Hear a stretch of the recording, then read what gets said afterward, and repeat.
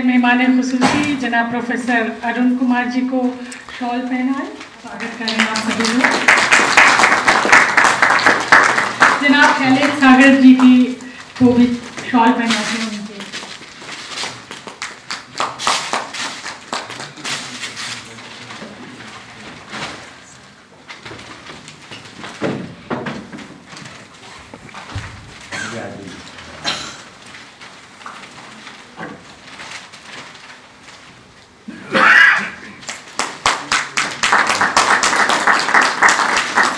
सुभाष राय जी की गुलपोशी के बाद अब उन्हें शॉल पहनाई जाए।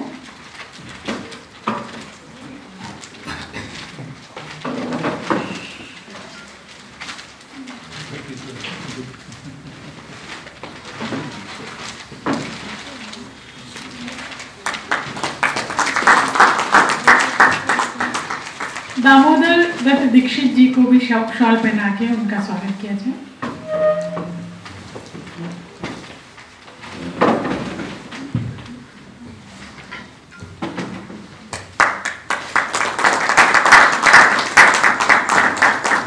गजाला आप सुशील सीतापुरी जी को शॉल आए और अपना स्वागत वक्तव्य पेश करें। नमस्कार। लखनऊ से प्रकाशित साहित्यिक सांस्कृतिक पत्रिका शब्द सत्ता के तत्वावधान में वरिष्ठ कथाकार और व्यंग्यकार आदरणीय दामोदर दत्त दीक्षित जी के सम्मान में आज आयोजित इस संगोष्ठी विमोचन और सम्मान समारोह में यहाँ पधारे सभी महानुभावों का हार्दिक स्वागत और अभिनंदन है। शब्द सत्ता का सौभाग्य है कि बहुविध रचनाकार आदरणीय दामोदर दत्त दीक्षित जी के 75 वर्ष पूरे होने के उपलक्ष्य में शब्द सत्ता को ये गौरव हासिल हो रहा है कि हम यहाँ उनके सम्मान में ये कार्यक्रम कर रहे हैं। इस मौके पर हमारे जो मेहमान हैं, हमारे अध्यक्ष आदरणीय शैलेंद्र सागर जी, उनका परिचय देने की आवश्यकता नहीं है।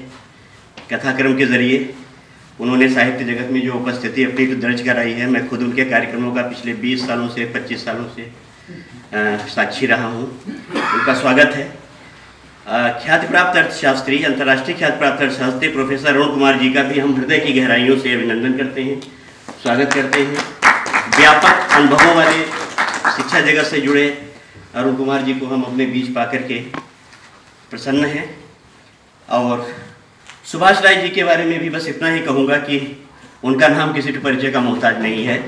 हमारे शुभचिंतक हैं और यूँ तो हमारे सारे लोग शुभचिंतक हैं जो आए हैं। और अभिनंदन और स्वागत है उन सभी महानुभावों का जो इस कार्यक्रम में हमारी हौसला अफजाई के लिए इस कार्यक्रम में उपस्थिति अपनी दर्ज करवा रहे हैं।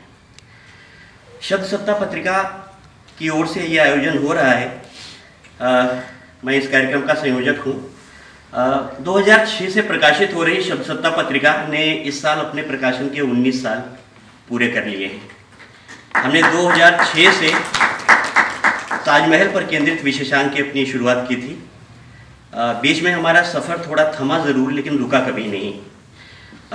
शब्द सप्ताह ने इस दौरान कई विशेषांक निकाले हैं, जिसमें पहला विशेषांक था ताजमहल। उसके बाद में कथाकार और बहुत महत्वपूर्ण अनुवादक मोहन थपलियाल जी पर विशेषांक निकाला था। फिर शायर मजाज पर एक विशेषांक था। उसके बाद में संपादक और संस्कृति कर्मी आदरणीय विजय राय जी पर एक विशेषांक था। उर्दू की साहित्यिक पत्रकारिता पर विशेषांक था, जिसका विमोचन मुंबई में हुआ था। और आदरणीय वीरेंद्र कुमार सिंह जी जो IAS अधिकारी रहे हैं, साहित्य प्रेमी, उनके संपादन में जनकवि अदम गोडवी पर हमारा पिछला विशेषांक आया था, जिसका विमोचन हम लोगों ने उन्हीं के गांव में जाकर किया था। शब्द सप्ताह ने इस दौरान कुछ आयोजन भी किए हैं। इसमें हमने जो शब्द सप्ताह समारोह आयोजित किए, उसमें एक सम्मान मुंबई में किया और शायर पत्रिका के संपादक बुजुर्ग थे, लखनऊ नहीं आ सकते थे, उनके लिए मुंबई में कार्यक्रम किया।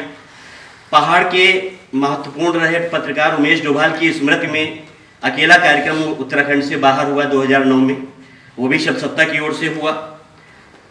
पिछले कई सालों से मैं गोमती की सांस्कृतिक विरासत के लिए मैं तुम्हारी गोमती हूँ अभियान का संचालन कर रहा हूँ। इसके अंतर्गत गोमती के किनारे जो भी संस्कृति है, मंदिर हैं, मेले हैं, घाट हैं, गांव हैं, उनका रहन सहन है, उनका मैं संकलन और सर्वेक्षण कर रहा हूँ। करीब 250 से 300 किलोमीटर की मेरी यात्रा अब तक गोमती की पूरी हो चुकी है। शब्द सप्ताह का अगला विशेषांक गोमती साहित्य पर केंद्रित होगा और हमारा अगला सम्मान समारोह फरवरी अथवा मार्च में शिमला में होगा, जिसकी घोषणा भी हमने हाल में कर दी है। आदरणीय नेमचंद ठाकुर जी हैं, जिनका हिमाचल की संस्कृति और साहित्य पर बहुत काम है, उनको लेकर साहित्य और इतिहास पर उनको ये सम्मान देने फरवरी मार्च में शिमला में आयोजन होगा। तो एक बार फिर आदरणीय शैलेंद्र सागर जी, आदरणीय अरुण कुमार जी, विशिष्ट अतिथि हमारे सुभाष राय जी, और आज के कार्यक्रम के रूहे रवा आदरणीय दामोदर दास दीक्षित जी, सबका स्वागत, अभिनंदन और वंदन। शुक्रिया। और हमारे सामने बैठे इतने सारे दानिश्वर लोग, जिनको सुने बगैर हम लोग कुछ हो ना पाते, वो सब यहाँ मौजूद हैं। उन सब का भी बहुत बहुत इस्तकबाल, बहुत बहुत स्वागत। अब जहाँ तक हमारे आज मुख्य अतिथि की बात है, उनको देश दुनिया इतने अदब से जानती है, वो किसी तारुफ के वाकई मोहताज नहीं है, लेकिन फिर भी एक रस्म होती है, उनके बारे में बहुत लोग बहुत ज़्यादा जानते हैं। तो इस कड़ी में मैं श्री वीरेंद्र कुमार सिंह जी से दरख्वास्त करूंगी कि वो आएँ और प्रोफेसर अरुण कुमार का परिचय दें। और श्री वीरेंद्र कुमार सिंह के 2 कविता संग्रह कोई शोर नहीं होता और दुष्काल प्रकाशित हुए हैं। वार्षिक पत्रिका अप्रतिम का संपादन करते हुए उन्होंने प्रख्यात कथाकार शैलेश मटियानी, आलोचक मधुरेश, गजलकार अदम गोडवी और कवि संपादक ठाकुर प्रसाद सिंह पर महत्वपूर्ण विशेषांक संपादित किए हैं। कुछ समय पहले ही आप प्रशासनिक सेवा से रिटायर हुए हैं, तो आप तशरीफ लाएं और अरुण कुमार जी का तफसीली परिचय दें।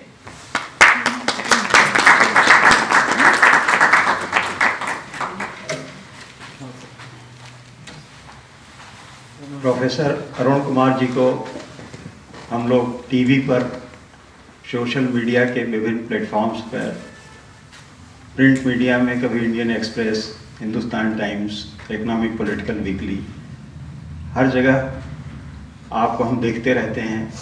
लेकिन जैसा कि एक औपचारिक परिचय आपका मुझे देना है और आपकी इसमें रुचि भी होगी। अंग्रेजी में एक कहावत है, योग्य माता पिता की योग्य संतान। ये आपके ऊपर पूरी तरह से चरितार्थ होती है।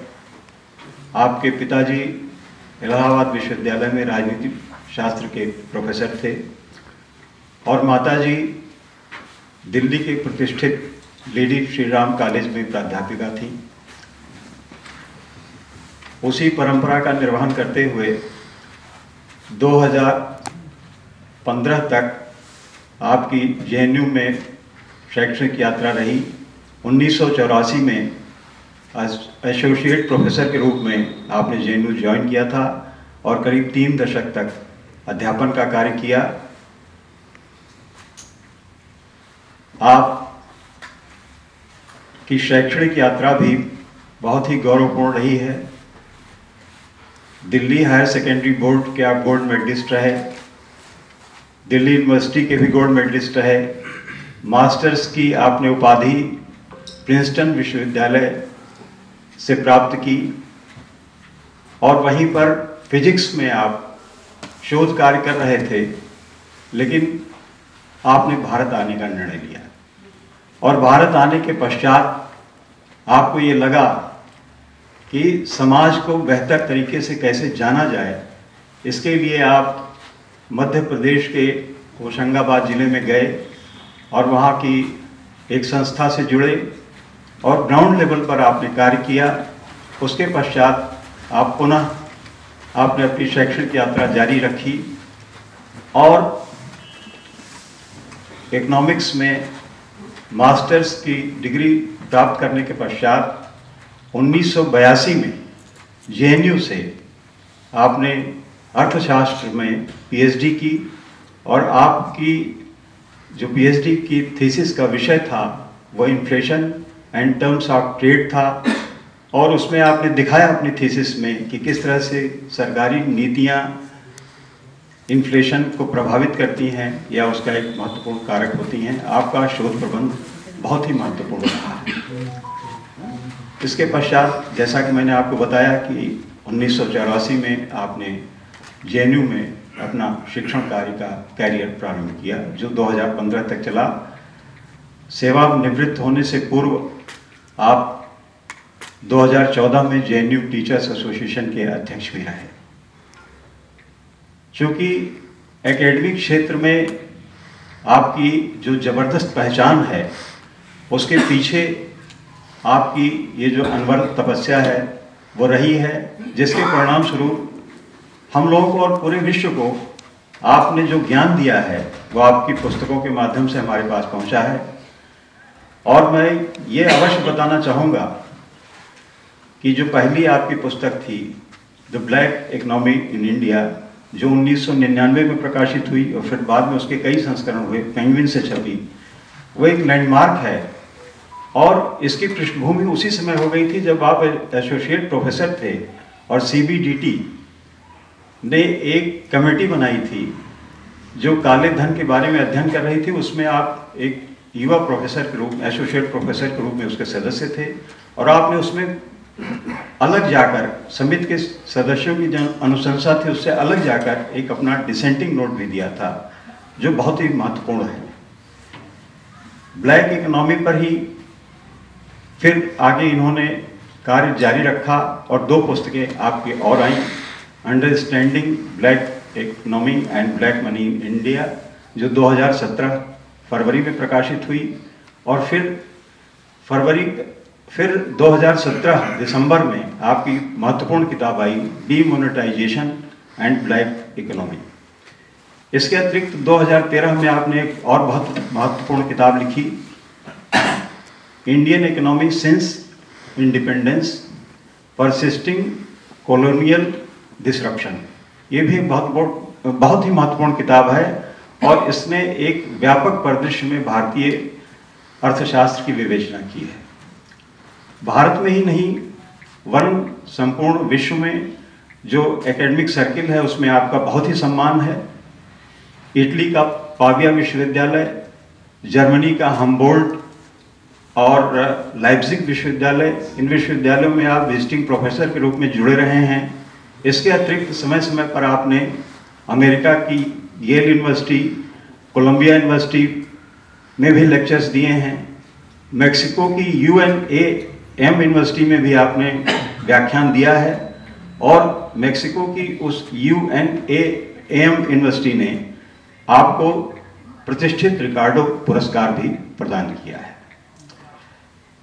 प्रोफेसर अरुण कुमार का व्यक्तित्व एक ऐसा व्यक्तित्व है जिसको आप परिसर अथवा क्लासरूम तक सीमित नहीं कर सकते हैं।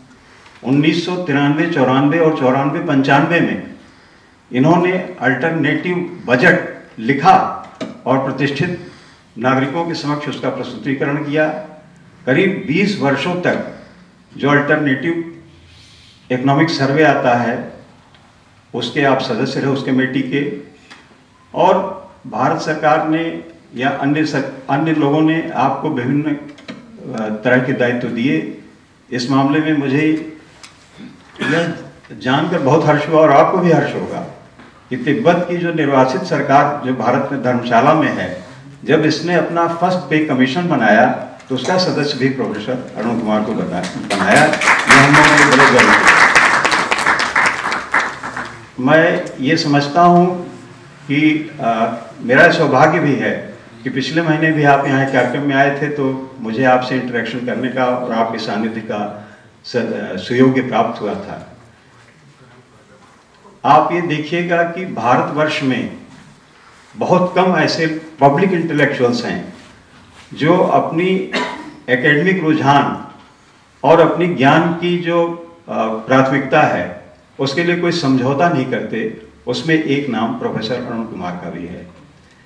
मुझे ये बताते हुए गर्व हो रहा है कि आपको प्लानिंग कमीशन की मेंबरशिप भी ऑफर हुई थी तत्कालीन प्रधानमंत्री द्वारा। इसके अतिरिक्त कई विश्वविद्यालयों के वाइस चांसलर के पद भी आपको ऑफर हुए थे, लेकिन आपने बहुत विनम्रता से उसको ठुकराया, इसलिए क्योंकि आपके लिखने पढ़ने के कार्य में कोई व्यवधान न हो और किसी तरह का कोई समझौता आपको न करना पड़े। ऐसे व्यक्तित्व को हम सब नमन करते हैं। अंत में मैं यही कहना चाहूँगा कि जब हम बच्चे थे तो छोटी क्लासेस में संस्कृत का एक श्लोक पढ़ा करते थे, विद्या ददाति विनयम।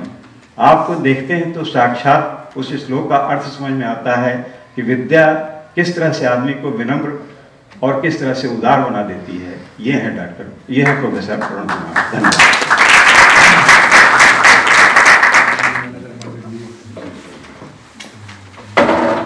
पहले तो मैं शुक्रिया अदा करना चाहता हूँ कि आप लोगों ने मुझे यहाँ बुलाया।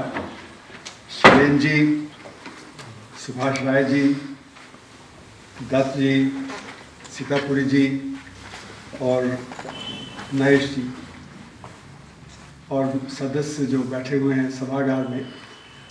मेरी आदत अंग्रेज़ी में बोलने की ज़्यादा है, इसलिए थोड़ा टूटी फूटी भाषा रहेगी, तो उसके लिए माफ़ करिएगा, क्योंकि आप लोग सब हिंदी भाषी प्रांत से हैं और ये कार्यक्रम हिंदी में हो रहा है, तो मैं कोशिश करूँगा जितना हिंदी में बोल सकता हूँ। और क्योंकि अर्थशास्त्र हम लोग अंग्रेज़ी में पढ़ाते हैं, अंग्रेज़ी में पढ़ते हैं, तो इसलिए एक आदत सी हो गई है इतने सालों में अंग्रेज़ी की, तो हिंदी की आदत कम है, तो उसके लिए मैं माफ़ी चाहूँगा। तो जो आज का विषय है वो भारत की आज की अर्थव्यवस्था और उसके चुनौतियाँ और क्या संभावनाएं हैं, इस पे मेरा टॉक रहेगा। तो सबसे पहले तो हम लोग दत्त साहब के 75 साल पूरे होने पे मिल रहे हैं, तो उनको मैं बधाई देना चाहता हूँ कि 75 साल होने का मतलब क्या है। जब हम छोटे थे सन 50 के दशक में, तो आपस में मिलते थे, लेकिन आज मोबाइल फ़ोन के ज़रिए मिलते हैं। घर में लोगों का मिलना जुलना कम हो गया है, बच्चों का मोबाइल फ़ोन पे लगा रहना, खाने की मेज़ पे भी वो मोबाइल फ़ोन पे लगे रहते हैं। पहले हम लोग झूठ फेंकते थे साथ मिलके, वो ख़त्म हो गया। पहले टेलीफोन से डर लगता था, टेलीफोन आता था तो मतलब कोई चीज़ ऐसी खबर जो बुरी खबर हो या बहुत अच्छी खबर हो। इलाहाबाद में पैदाइश हुई, वहाँ पे चौराहे पे एक बड़ा चौक, वहाँ पे एक बड़ा हलवाई था, उसके पास फ़ोन था। तो जब वहाँ से मैसेज आता था कि कोई आपका फ़ोन आया, तो लोगों में घबराहट होती थी कि क्या खबर आ रही है। आज तो घंटों लोग फ़ोन पे बात करते हैं। पहले घर खाली होते थे, चारपाई खड़ा कर दिया जाता था, आज बॉक्स बेड बिछे रहते हैं, कमरे भरे रहते हैं। पहले तार लटका होता था, उस पर कपड़े लगे होते थे, तौलिया लटका होता था, उसी से काम चल जाता था। अब वो नहीं होता है। तो समय बहुत बदल गया है, टेक्नोलॉजी ने बहुत ज़्यादा बदलाव लाए हैं हमारे लिए। लेकिन क्या खुशहाली जो उस समय की थी, क्या वो आज उपलब्ध है? क्या जो हमारे आपस के रिश्ते हैं वो किस प्रकार के हैं? तो हम लोगों ने आज़ादी के समय से क्या हुआ इस देश में वो देखा है। एक तरह से देश आज़ादी के बाद क्या क्या हुआ है। जो कम से कम मेरा मानना है कि जो मैंने सोचा था कि देश किस प्रकार से आगे डेवलप होगा, कम से कम वो मुझे लगता है कि नहीं, उसकी बल्कि विपरीत दिशा में गया। मैं अमेरिका छोड़ के आया, मुझे लगा अमेरिका में लोनलीनेस बहुत है, मटीरियलिज्म बहुत है। वहाँ पे मतलब मेरी आदत थी कम कपड़ों की, लेकिन वहाँ पे इतने सेल लगते थे कि मैंने देखा कि पहले 2 साल में मैंने बहुत सारी चीज़ें खरीद ली। एकदम से मुझे फिर ये लगा कि ये तो मैं गलत कर रहा हूँ, और फिर मैंने खरीदना बंद कर दिया। तो इसीलिए मैंने अमेरिका छोड़ दिया कि वहाँ पे मटीरियलिज्म, लोनलीनेस, ये सारी चीज़ें बहुत ज़्यादा थी। तो मुझे था कि मुझे भारत ही आके, और मुझे था कि नहीं, हम कुछ नया बनाएंगे, कुछ अलग बनाएंगे। लेकिन मैंने देखा हम भी उसी रास्ते पे चल दिए। तो उसी रास्ते पे चलते हुए आज हम देख रहे हैं, तो ये 75 साल जो गुजरे हैं, ये बहुत बड़ा चेंज हमारी ज़िंदगी में लाए हैं। तो जो मैं आज अपनी बात रखूँगा वो तो संक्षेप में ही रखूँगा, लेकिन मैंने अपनी किताबों में इस पर काफ़ी जिक्र किया है। और अभी रिसेंटली 2022 में हम लोगों ने एक रोज़गार और बेरोज़गारी पे रिपोर्ट छापी, उसमें बहुत सारी चीज़ें जो मैं आज बात करूँगा वो उसमें बहुत सारी चीज़ें तफसील से बताई गई हैं। और फिर काले धन की अर्थव्यवस्था वाली मेरी किताब है, उसमें भी ये सारी बातें हैं। इंडियन इकॉनमी वाली किताब में भी है। तो एज एन इंट्रोडक्शन, सरकार जो आज क्लेम कर रही है वो क्या क्लेम कर रही है और वो कैसे एग्जैजरेटेड है, उसको हमें समझना पड़ेगा। तो जैसे कि अर्थव्यवस्था के बारे में कहते हैं कि सबसे तेज बढ़ती बड़ी अर्थव्यवस्था भारत की है। गरीबी बहुत ज़्यादा गिर गई है, और खासकर अभी जो मल्टी डायमेंशनल पॉवर्टी के आंकड़े आए हैं उसके अनुसार वो कह रहे हैं कि अब तो 2-3% ही गरीबी रह गई है। तो ये उनका एक क्लेम है। और ये कह रहे हैं कि पैंडेमिक हुआ, यूक्रेन में युद्ध हुआ, जब पैलेस्टाइन में युद्ध चल रहा है, लेकिन फिर भी हम अच्छा कर रहे हैं। यानी कि हमारी नीतियाँ सही हैं जिसकी वजह से हम सब कर रहे हैं। और उसको सपोर्ट के लिए वो कहते हैं कि देखिए, यूनाइटेड नेशंस के आंकड़े देख लीजिए, IMF के आंकड़े देख लीजिए, वर्ल्ड बैंक के आंकड़े देख लीजिए, वो भी यही सपोर्ट कर रहे हैं कि हमारी तो ग्रोथ रेट 7%, 8%, 6.5% है। तो यानी कि वो कह रहे हैं कि इंटरनेशनल भी हमें सपोर्ट है। पर लेकिन हमें समझना पड़ेगा कि जो ये इंटरनेशनल एजेंसीज हैं वो डेटा कलेक्टिंग एजेंसीज नहीं है, वो डेटा नहीं कलेक्ट करती। जो सरकार का डेटा होता है वही IMF यूज़ करती है, वही वर्ल्ड बैंक यूज़ करता है, वही ADB यूज़ करता है। तो जो गलतियां हमारे डेटा में हैं वही गलतियां IMF, वर्ल्ड बैंक, ADB और जो बैंक हैं उनके डेटा में हैं। वो कोई अलग से डेटा नहीं इकट्ठा करते। तो अब ये कहना कि वो भी हमें सपोर्ट कर रहे हैं तो सपोर्ट करेंगे, क्योंकि डेटा तो वही है जो सरकार का डेटा है। तो इसलिए वहाँ से सपोर्ट जो आ रही है उसका कोई अलग से मतलब नहीं निकलता। पर इसका मतलब एक और निकला कि भारत का जो डेटाबेस है वो दुनिया में और जो डेवलपिंग कंट्रीज हैं उनसे बेटर है। तो यानी कि अगर हमारे डेटा में कमजोरी है तो जो और कंट्रीज हैं, जो डेवलपिंग कंट्रीज हैं, उनके डेटा में तो और ज़्यादा गड़बड़ी होगी। तो इसलिए मैं बार बार लिख रहा हूँ पिछले 20-25 साल से कि जो इंटरनेशनल कंपैरिजन हम करते हैं डेटा लेके वर्ल्ड बैंक का, IMF वगैरह का, वो रिलायबल नहीं है। हमें अपना डेटा खुद जनरेट करके और उस पर फिर करना चाहिए। फिर ये क्लेम किया जाता है कि हमने पिछले 10 साल में वो अचीव कर लिया जो उसके पहले 60 साल में नहीं अचीव किया। ये एक बहुत बड़ा क्लेम है कि पहले मतलब अर्थव्यवस्था अगर $1.5 ट्रिलियन की थी तो आज $3 ट्रिलियन की हो गई। मतलब हमने 10 साल में वो कर लिया जो पिछले 60 साल में नहीं हुआ। पर ये कोई चमत्कार नहीं है, ये जो कंपाउंड रेट ऑफ ग्रोथ होता है उसी का ये देन है कि मतलब आप 10 से 100 हो जाए तो 10 गुना बढ़ गए, और 100 से 200 हो जाए तो डबल ही हुआ से, हालांकि आपने 100 और ऐड कर दिया। तो ये कंपाउंड रेट ऑफ ग्रोथ का जो होता है कि किस रफ्तार से अर्थव्यवस्था बढ़ रही है। तो पहली बात ये। दूसरी बात ये कि सन 47 में जब देश आज़ाद हुआ था उसकी परिस्थिति बहुत ही खराब थी। 2014 में परिस्थिति बहुत सुधर गई थी तब तक। तो इसलिए जो स्टार्टिंग पॉइंट होता है जो कंपैरिजन का, वो बहुत इंपॉर्टेंट होता है। सन 47 में तरह तरह की परेशानियां थीं। हमारे जो नेता लोग थे उनको गवर्नेंस आता भी नहीं था, उन्होंने गवर्नेंस किया भी नहीं था या थोड़ा बहुत ही किया था। पार्टीशन हुआ, उसमें लोग इधर से उधर गए, बहुत हालत ख़राब हुई उसमें। और ये देखिए कि जो सन 50 का अगर आप कंपेयर करें 2014 से, तो सन 50 में जितने संसाधन थे देश के पास उससे 240 गुना ज़्यादा संसाधन 2014 में थे। यानी हमारी क्षमता 240 गुना ज़्यादा हो गई थी 2014 तक। तो हम ये नहीं कंपेयर कर सकते कि सन 50 में ये था आज ये है। उसी तरह 2014 से कंपेयर करें 2024 को, तो अभी भी जो ऑफिशियल आंकड़े हैं उसके हिसाब से हमारी क्षमता दुगनी हो गई, तो हम और ज़्यादा कर सकते हैं। तो इसलिए ये कंपैरिजन भी मेरा मानना है कि ये सही कंपैरिजन नहीं है।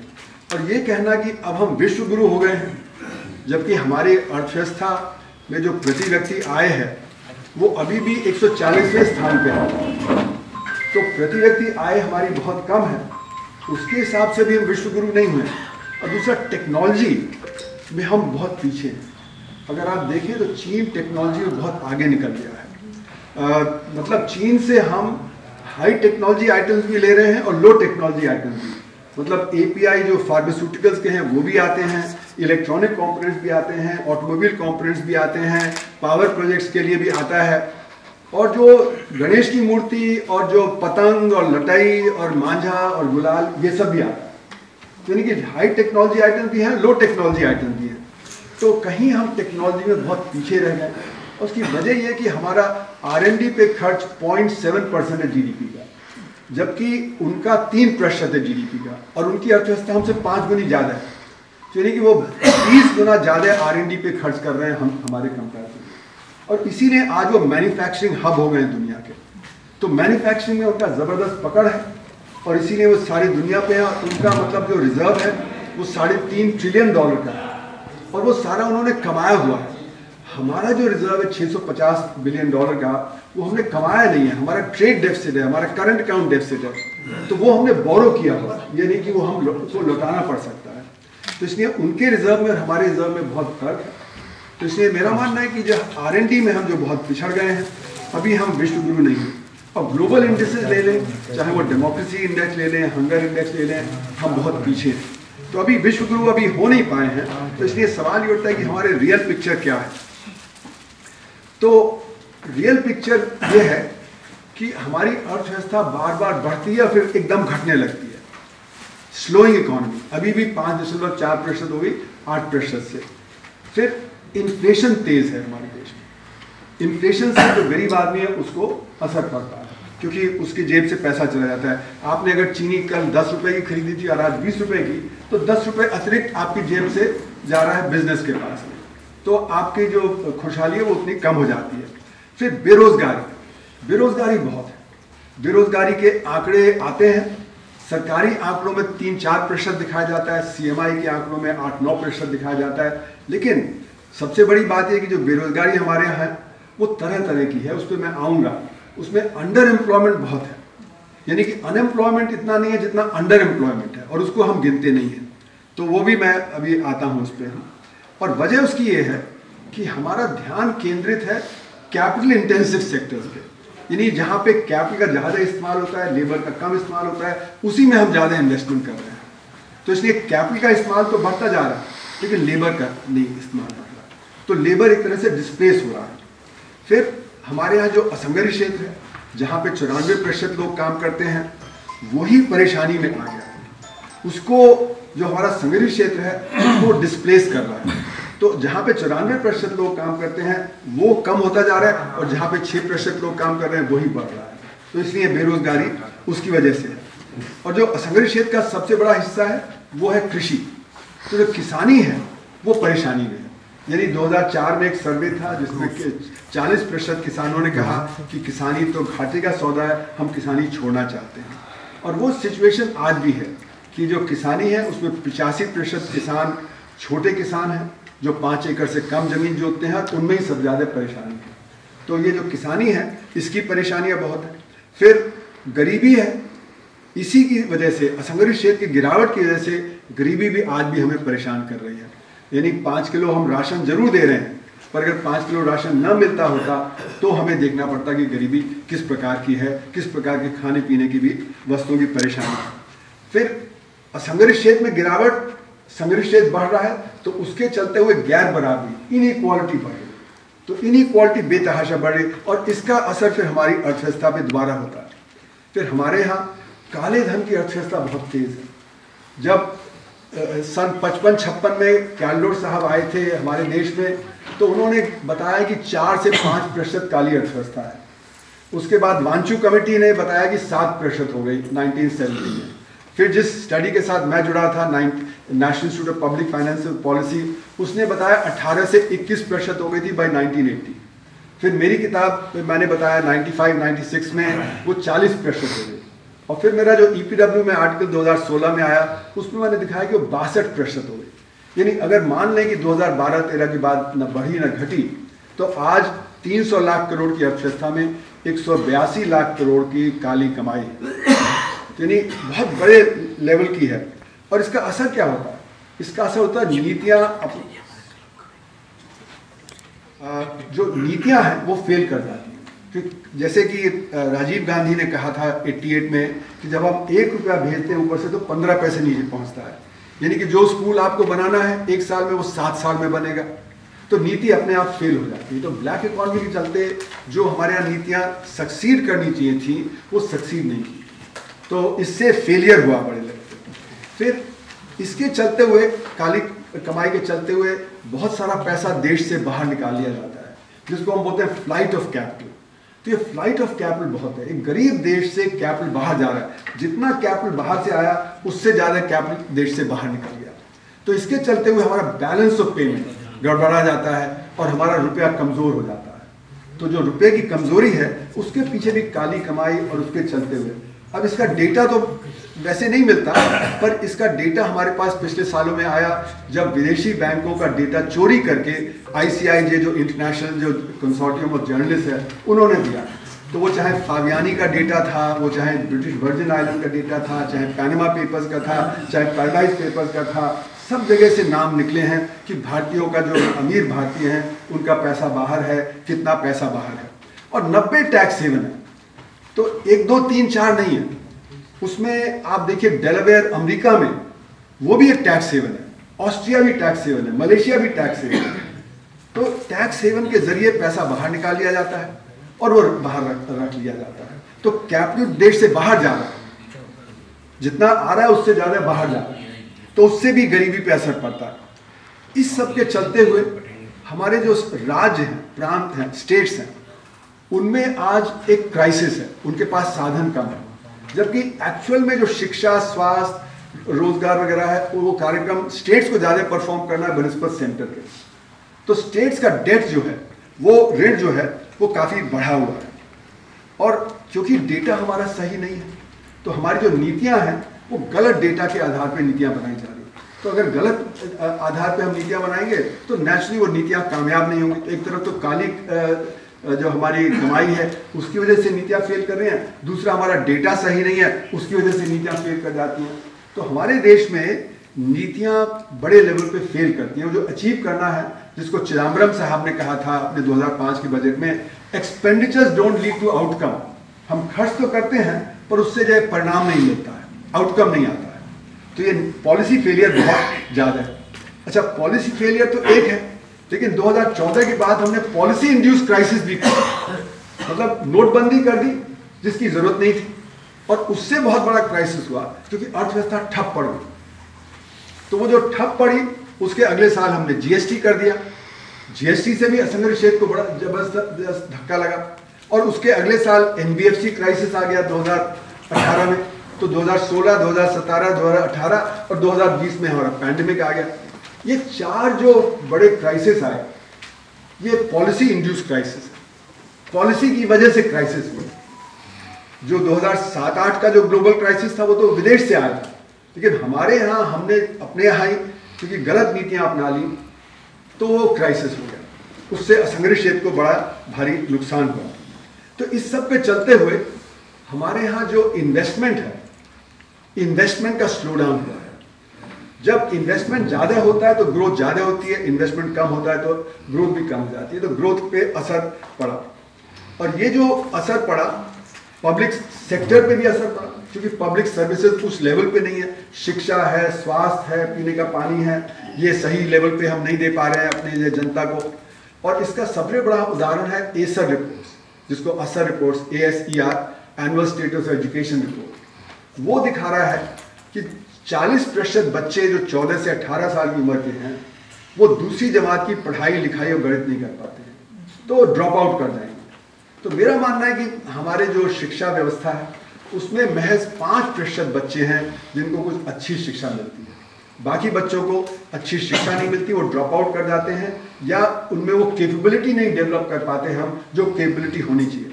और ये हमें और साउथ ईस्ट एशिया के देशों में ये एक बड़ा अंतर है जो अमर्त्य सेन ने अपने एक आर्टिकल में 1986 में बताया कि 1947 में हम सब एक ही लेवल पे थे, चाहे वो साउथ कोरिया हो, चाइना हो, इंडोनेशिया हो वगैरह, लेकिन उन्होंने शिक्षा पे और स्वास्थ्य पे जबरदस्त खर्च किया, जबरदस्त ध्यान दिया और 2265 उनके सारे बच्चे स्कूल में। हमारे यहाँ आज भी चाइल्ड लेबर है, सारे बच्चे अभी स्कूल में नहीं है, हालांकि हम अपना डेटा के आधार पर दिखाते हैं कि सब बच्चे अब स्कूल में हैं, पर अभी भी ये नहीं हुआ। तो उन्होंने कहा कि वहाँ का जो लेबर है वो बहुत प्रोडक्टिव है, हमारे यहाँ लेबर प्रोडक्टिव नहीं है क्योंकि उसका शिक्षा नहीं है, स्वास्थ्य नहीं है। तो ये एक बहुत बड़ा अंतर है कि हमारे यहाँ जो पब्लिक सर्विसेज हैं वो बहुत ही कमज़ोर है। तो ये जो सारी चीज़ें हो रही हैं जिसकी वजह से हम परेशानी में हैं, सवाल उठता है कि पब्लिक क्यों नहीं उठ खड़ी हो रही? जब इतनी तरह की परेशानियां हैं, गरीबी है, ये है, तो पब्लिक क्यों नहीं खड़ी हो पा रही? तो इस सवाल को भी मैं आखिर में देखूंगा। ये तो अंदरूनी चीज़ें हों, लेकिन आज ग्लोबल हेडविंड्स हैं। ग्लोबल हेडविंड्स क्या है? अगर आप देखें यूक्रेन वॉर चलता जा रहा है, पैलेस्टाइन में युद्ध चलता जा रहा है, तरह तरह की आप देखें तो हमारे नेबरहुड में चाहे बांग्लादेश हो, श्रीलंका हो, वहाँ पे परेशानी काफ़ी भरी है और ट्रम्प साहब के प्रेसिडेंसी के आने का बहुत बड़ा असर पड़ेगा। ट्रम्प साहब ने कहा कि अब हम अमेरिका फर्स्ट की नीति को आगे बढ़ाएंगे, टैरिफ लगाएंगे, हम कनाडा पे टैरिफ लगाएंगे, हम मेक्सिको पे टैरिफ लगाएंगे, हम चीन पे जैसे 60% लगा देंगे। भारत को तो उन्होंने टैरिफ किंग बोला, पहले भी जब वो आए थे तो भी वो बताते थे कि भारत का टैरिफ बहुत है और वो सिर्फ हार्ले डेविडसन के आधार पे कह रहे थे। हार्ले डेविडसन का ट्रेड तो हमारे से कुछ था ही, पर लेकिन वो बड़े ट्रांजैक्शनल व्यक्ति हैं। वो जैसे ही टैरिफ लगाएंगे तो उसका असर सारी दुनिया पे पड़ेगा क्योंकि सारी दुनिया में कंपटीशन होगा, सब जगह टैरिफ बढ़ेंगे। जब टैरिफ बढ़ेंगे तो उससे इन्फ्लेशन तेज हो जाएगा और उत्पादन कम हो जाएगा। तो इन्फ्लेशन भी तेज होगा, उत्पादन भी कम होगा, उससे हमारे एक्सपोर्ट्स पे असर पड़ेगा, हमारा भी स्लो डाउन होगा। और जब हमारा जो टैरिफ लगेंगे तो हमारा एक्सपोर्ट जब कम होगा अमेरिका को, बाकी देशों को, तो उसका असर फिर हमारे असंगठित क्षेत्र पे भी पड़ेगा। तो इसलिए जो ये हेडविंड है ये बहुत ज़बरदस्त। दूसरा, चाइना आगे तेजी से बढ़ रहा है, यूएसए कोशिश कर रहा है कि उसको जो न बढ़ने दिया जाए। तो इसलिए 3 साल पहले उन्होंने जितने भी सॉफ्टवेयर और सेमीकंडक्टर के जो के एक्सपर्ट चाइना में काम करते सबको वापस बुला लिया, जिससे कि चाइना में तरक्की ना हो पाए। और जो हुआवेई है उसको जो चिप चाहिए थी, उसका जो 5G का जो उनका जो वो संयंत्र है वो बहुत कामयाब रहा, तो उसको रोकने के लिए उन्होंने उनको चिप सप्लाई करना बंद कर दिया। अब हुआवेई को अपनी चिप्स खुद डेवलप करनी पड़ी, अब उन्होंने अब डेवलप कर ली है। पर लेकिन जो 2-3 नैनोमीटर के जो चिप्स हैं, जो बहुत एडवांस चिप्स हैं, वो चीन अभी नहीं बना सकता। तो उसकी जो मशीनें हैं वो नेदरलैंड्स की एक कंपनी सप्लाई करती है, उस पर रोक लगा दिया है कि वो चाइना को सप्लाई नहीं करेगी। तो चाइना की कोशिश है, तो चाइना को ब्लॉक किया जा रहा है, रूस को भी ब्लॉक किया जा रहा है। तो इसलिए एक कोल्ड वॉर शुरू हो गई है। एक तरफ चीन, रूस और ये नॉर्थ कोरिया, ईरान, ये सब रहेंगे, दूसरी तरफ अमेरिका और वेस्टर्न जो अमीर देश हैं वो रहेंगे। तो ये न्यू कोल्ड वॉर जो है, इसमें ट्रेड, टेक्नोलॉजी, ये सारा कुछ डिस्टर्ब होगा, फाइनेंस, ये सब डिस्टर्ब होगा।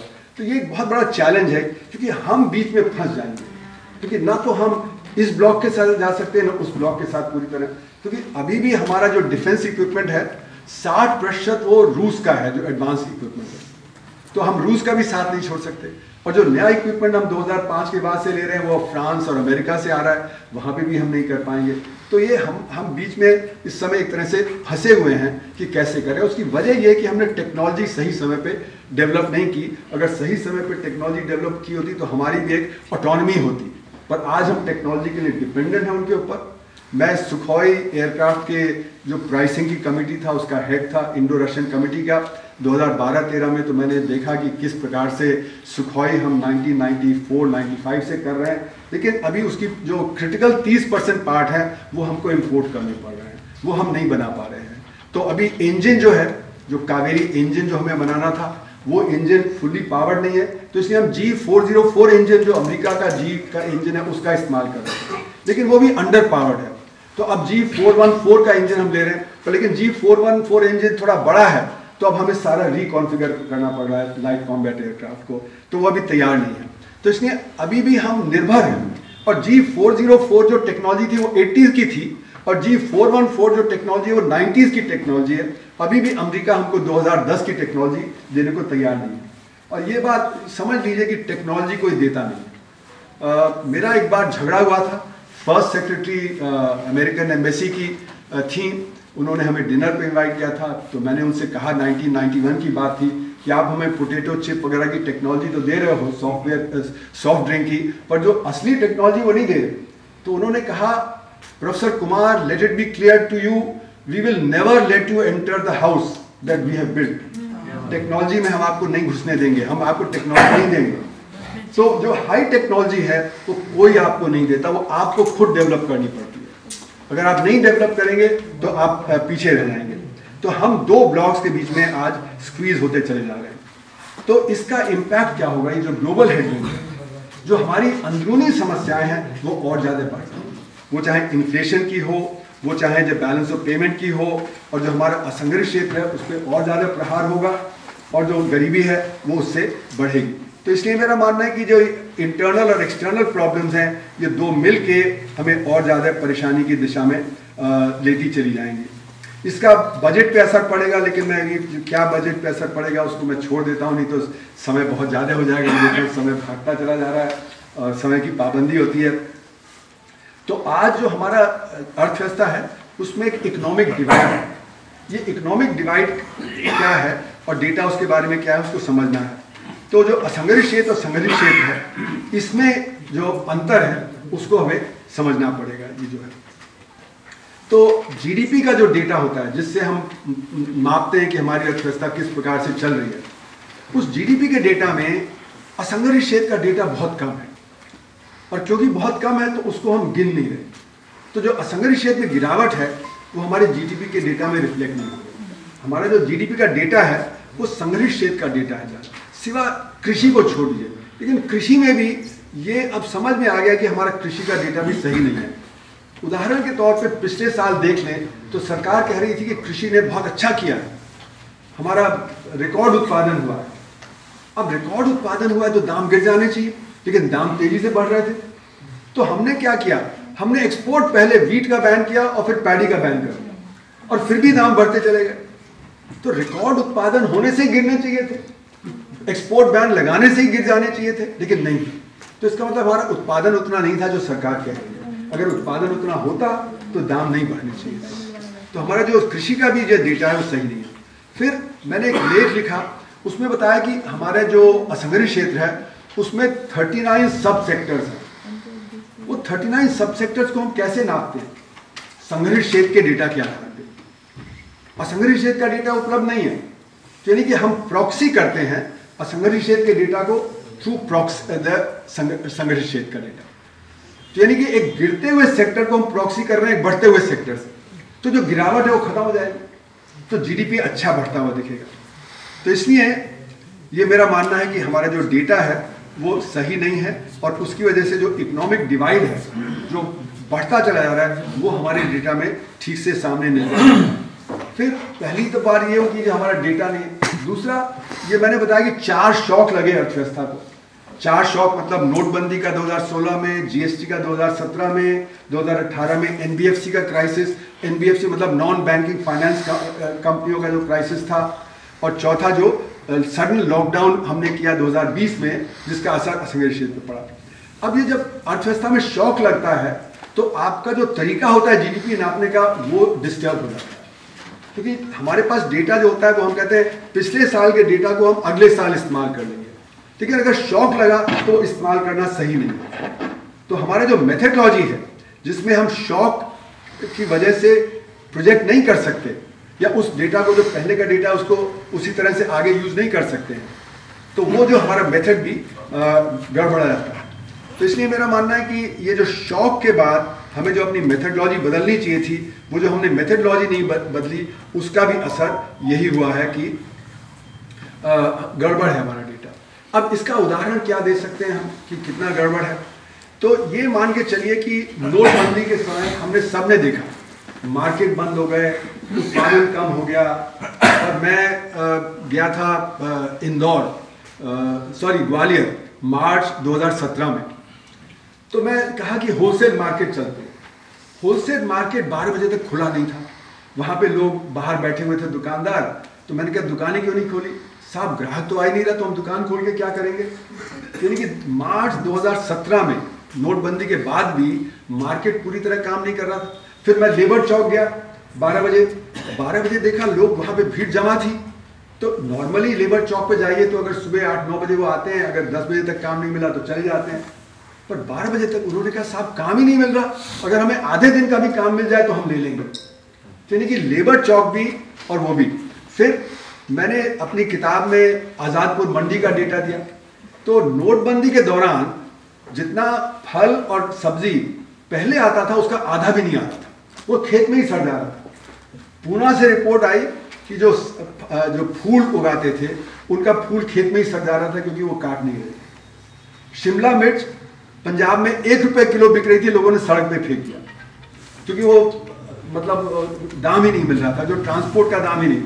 तो यानी कि जब इतनी कमी थी हमारे कृषि के उत्पादन में, हमारे जो इंडस्ट्री के उत्पादन में, और सरकार का डेटा दिखा रहा है कि 8% की ग्रोथ, जबकि मैंने अपनी किताब में दिखाया कि एक्चुअली -2% की ग्रोथ थी। यानी कि सरकारी डेटा में 10% का एरर था, वो जो -2 था उसको वो 8% दिखा रहे थे।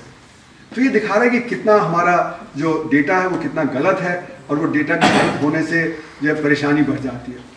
तो इसी को मैंने जो अपने किताबों में पिछले दिनों लेखों में लिखा कि हमने असंगठित क्षेत्र को कॉलोनाइज कर दिया है। संगठित क्षेत्र तो बढ़ रहा है, असंगठित क्षेत्र गिर रहा है। डिमांड असंगठित क्षेत्र से संगठित क्षेत्र में चली जा रही है। तो जैसे कि कॉलोनियल पीरियड में था कि भारत की डिमांड ब्रिटेन सप्लाई कर रहा था, वहां पे लिवरपूल से, मैनचेस्टर से, और यहाँ पे जो इंडस्ट्री थी वो ठप हो रही थी। तो यहाँ का डी इंडस्ट्रियलाइजेशन इसलिए था कि वो वहां से सप्लाई कर रहे थे, तो वो उनकी डिमांड चल रही थी, हमारी कम। तो इसी तरह असंगठित क्षेत्र की डिमांड गिर रही है, संगठित क्षेत्र की डिमांड बढ़ रही है। तो एक तरह से संगठित क्षेत्र ने असंगठित क्षेत्र को कॉलोनाइज कर लिया, और दूसरा असंगठित क्षेत्र इनविजिबलाइज हो गया, अदृश्य हो गया, क्योंकि वो डेटा में नहीं आता तो पॉलिसी में भी नहीं आता। अगर अर्थव्यवस्था 6 या 7% पे बढ़ रही है तो कोई क्राइसिस नहीं, सब कुछ ठीक है। अगर असंगठित क्षेत्र भी 6-7% पे बढ़ रहा है तो बेरोजगारी भी नहीं होनी चाहिए, क्योंकि सबसे ज्यादा रोजगार तो वहीं पैदा होता है। परेशानी तब होगी अगर संगठित क्षेत्र तो 6-7% पे बढ़ रहा है लेकिन असंगठित क्षेत्र में गिरावट है। तो असंगठित क्षेत्र में 94% लोग काम कर रहे हैं, तो वहीं से बेरोजगारी होगी। और संगठित क्षेत्र क्योंकि हाईली मैकेनाइज्ड है तो वहां पे जॉब क्रिएशन है नहीं, तो अगर 6-7% बढ़ेगा भी तो उससे रोजगार पैदा नहीं होगा। तो रोजगार की और बेरोजगार की समस्या भी इसीलिए है क्योंकि संगठित क्षेत्र बढ़ रहा है और असंगठित क्षेत्र गिरावट है। तो इसलिए मैं बार बार कहा है कि हमने जो असंगठित क्षेत्र है उसको इनविजिबलाइज कर दिया है अपनी नीतियों में। तो इसलिए मेरा मानना है कि जीडीपी का जो ग्रोथ है, जो सरकार के लिए 6 से 7% के बीच में ग्रोथ हो रहा है 10 साल से, वो 1 या 2% का ग्रोथ है, न कि 6 या 7% का। तो यानी कि सरकार के आंकड़े सही नहीं है। और इसीलिए मैं बार बार कहता हूं कि अभी हम 5वीं बड़ी अर्थव्यवस्था नहीं बन पाए। अगर हम 1 या 2% की रेट ऑफ ग्रोथ से बढ़ रहे हैं तो अभी भी हम 9वीं बड़ी अर्थव्यवस्था है, न कि 5वीं बड़ी अर्थव्यवस्था। और क्योंकि अगर हम 1 या 2% की रेट ऑफ ग्रोथ से चले तो 2027 तक हम 3री बड़ी अर्थव्यवस्था भी नहीं बन पाएंगे, जो सरकार का दावा है। और ये दिख रहा है हमें कि किस प्रकार से संगठित क्षेत्र के जो बढ़ने से स्टॉक मार्केट बढ़ा। 2021 में पैंडेमिक के बाद स्टॉक मार्केट में जबरदस्त उछाल आया। 2020 में तो गिरावट आई, 2021 में उछाल आया। क्यों? क्योंकि कॉर्पोरेट सेक्टर की प्रॉफिटेबिलिटी बहुत तेजी से बढ़ी, कॉर्पोरेट सेक्टर की प्राइसिंग पावर बढ़ी, उन्होंने दाम बढ़ा दिए और उनका जो प्रॉफिटेबिलिटी आरबीआई के आंकड़ों के हिसाब से 40% बढ़ गई। जबकि अर्थव्यवस्था गिरावट में थी 2021 में, तब भी उनकी प्रॉफिटेबिलिटी बढ़ी क्योंकि प्राइसिंग पावर उनके हाथ में आ गई। तो ये जो प्राइसिंग पावर आई संगठित क्षेत्र की, वो दिख रहा है कि संगठित क्षेत्र बढ़ रहा है। और इसीलिए आप देखें कि जो पैंडेमिक के दौरान हमारे बिलियनर्स की संख्या बढ़ गई, गरीब आदमी की परेशानी बढ़ी, लेकिन बिलियनर्स की संख्या बढ़ती चली गई और आज हम 3रे नंबर के बिलियनर्स हैं हमारे देश में। अमेरिका और चीन के बाद 3रे नंबर के बिलियनर्स हमारे देश में। जबकि हमारी प्रति व्यक्ति आय 140वें स्थान पे। तो इतने गरीब देश में इतने सारे बिलियनर्स का होने का मतलब है कि जो गैर बराबरी है वो बेतहाशा बढ़ रही है। जर्मनी, फ्रांस, जापान, ब्रिटेन, जहाँ पे हमारी प्रति व्यक्ति आय से 30 गुना ज़्यादा प्रति व्यक्ति आय है, वहाँ पे हमसे कम बिलियनर है। तो ये तभी हो सकता है जबकि जो गैर बराबरी बहुत तेज़ी से बढ़ रही है। तो ये जो समस्याएं हैं, इसके चलते हुए गरीबी और इनइक्वालिटी ये साथ सामने नज़र आते हैं। तो दिल्ली का सोशियो इकोनॉमिक सर्वे 2018 का, अच्छा दिल्ली तो एक उन्नत प्रांत जहाँ पे जब भारत की जो प्रति व्यक्ति आय है उससे 3 गुना ज़्यादा प्रति व्यक्ति आय है दिल्ली में। पर दिल्ली का सोशियो इकोनॉमिक सर्वे 2018 का पैंडेमिक के पहले वो क्या दिखाता है? वो दिखाता है कि 90% परिवार 20,000 रुपये से कम खर्च करते हैं, और सॉरी 25,000 रुपये से कम खर्च करते हैं, और 2% है जो 50,000 रुपये से ज़्यादा खर्च करते हैं, सिर्फ 2%। अगर इसको एक तिहाई कर दें ऑल इंडिया एवरेज को लेने के लिए, तो हमारे 90% परिवार 9,500 रुपये प्रति माह खर्च करेंगे, और सिर्फ 2% परिवार हैं जो 20,000 रुपये से ज़्यादा खर्च करेंगे। तो ये 2018 का, उसको आप इन्फ्लेशन से एडजस्ट कर लीजिए। यानी कि जो हमारे देश में जो खपत है, कंजम्पशन जिसको हम कहते हैं, कंजम्पशन के लेवल पे बहुत बड़ी इनइक्वालिटी है। सिर्फ 2% परिवार हैं जिनको हम समृद्ध परिवार कह सकते हैं। और उसके बाद देखिए, ये तो कंजम्पशन की इनइक्वालिटी हुई। इनकम की इनइक्वालिटी, एक प्राइस करके एक सर्वे करते हैं, वो डेटा उन्होंने दिखाया कि नीचे का 60% जो तबका है वो 2015-16 के कंपैरिजन में 2022-23 में उनकी जो आमदनी गिर गई, और सिर्फ जो टॉप 20% है उनकी आमदनी बढ़ी। तो इनकम टर्म्स में भी ये बढ़त हो रही है। फिर वर्ल्ड इनइक्वालिटी रिपोर्ट दिखाता है कि 1% लोग 22% कमाई करते हैं, और निचला 50% सिर्फ 13% कमाई करता है। और ये तो सिर्फ सफ़ेद अर्थव्यवस्था के बारे में, इसमें काली अर्थव्यवस्था नहीं इंक्लूडेड है। तो मेरा अनुमान है कि अगर हम काली अर्थव्यवस्था को इंक्लूड कर लें तो जो टॉप 1% है वो 22% की जगह 40% उनकी कमाई है। तो इनइक्वालिटी और ज़्यादा बढ़ जाती है। क्रेडिट स्विस का डेटा दिखा रहा है 2018 का कि सबसे जो अमीर 1% है उसके पास 52% वेल्थ है, और जो नीचे का तबका है 60% उसके पास 4.7%। तो कंजम्पशन के लेवल पे, इनकम के लेवल पे और वेल्थ के लेवल पे, तीनों के लेवल पे इनइक्वालिटी है। और अगर आप देखें तो वेल्थ इनइक्वालिटी इनकम इनइक्वालिटी से ज़्यादा होती है, इनकम इनइक्वालिटी कंजम्पशन की इनइक्वालिटी से ज़्यादा होती है। क्योंकि कंजम्पशन की इनइक्वालिटी सबसे कम होगी। अगर मैं 1 किलो समझिए नमक खा रहा हूँ, तो कोई अंबानी साहब कोई 1 लाख किलो तो नहीं खा लेंगे ना, तो वो भी 1 किलो ही खाएंगे। तो कंजम्पशन के लेवल पे इतनी इनइक्वालिटी नहीं होती जितनी इनकम इनइक्वालिटी होती है। तो wealth inequality is greater than income inequality, income inequality से ज़्यादा कंजम्पशन इनइक्वालिटी होती है। तो अभी भी ये सब इनइक्वालिटी जो बढ़ती चली जा रही है, हमारी सरकार ने अभी जो पॉवर्टी लाइन है उसका रीएस्टिमेशन नहीं किया। जो कंजम्पशन का डेटा जो उपलब्ध है उसको रिजेक्ट कर लिया। वो तरह तरह का जो डेटा एडवर्स आता है उसको रिजेक्ट कर देते हैं। तो इस सब के चलते हुए ये कहा जाता है कि जो बेरोजगारी है वो क्यों है। बेरोजगारी होने से गरीबी भी बढ़ती है। बेरोजगारी इसलिए है क्योंकि हम सारा का सारा फोकस हमारा संघर्ष क्षेत्र पे है। संघर्ष क्षेत्र में कैपिटल का इस्तेमाल होता है बहुत बड़े लेवल पे। तो हमारा जो संघर्ष क्षेत्र है वो 1990 में भी 6% लोग एम्प्लॉय करता था और आज भी 6% करता है। हालांकि 80% इन्वेस्टमेंट हमारे संघर्ष क्षेत्र में जाता है। तो वो इन्वेस्टमेंट जो जाता है संघर्ष क्षेत्र में वो तो कैपिटल इंटेंसिव सेक्टर है। उसके उदाहरण आप ले लीजिए, जैसे पहले जब सड़क बनती थी या रेलवे की पटरी बनती थी तो आपको सैकड़ों लोग काम करते दिखते थे।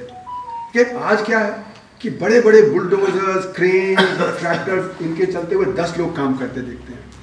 तो जो सड़क भी बनती है, जो रेल की पटरी भी बनती है, उसमें भी रोजगार नहीं पैदा होता क्योंकि वो भी कैपिटल इंटेंसिव हो गया।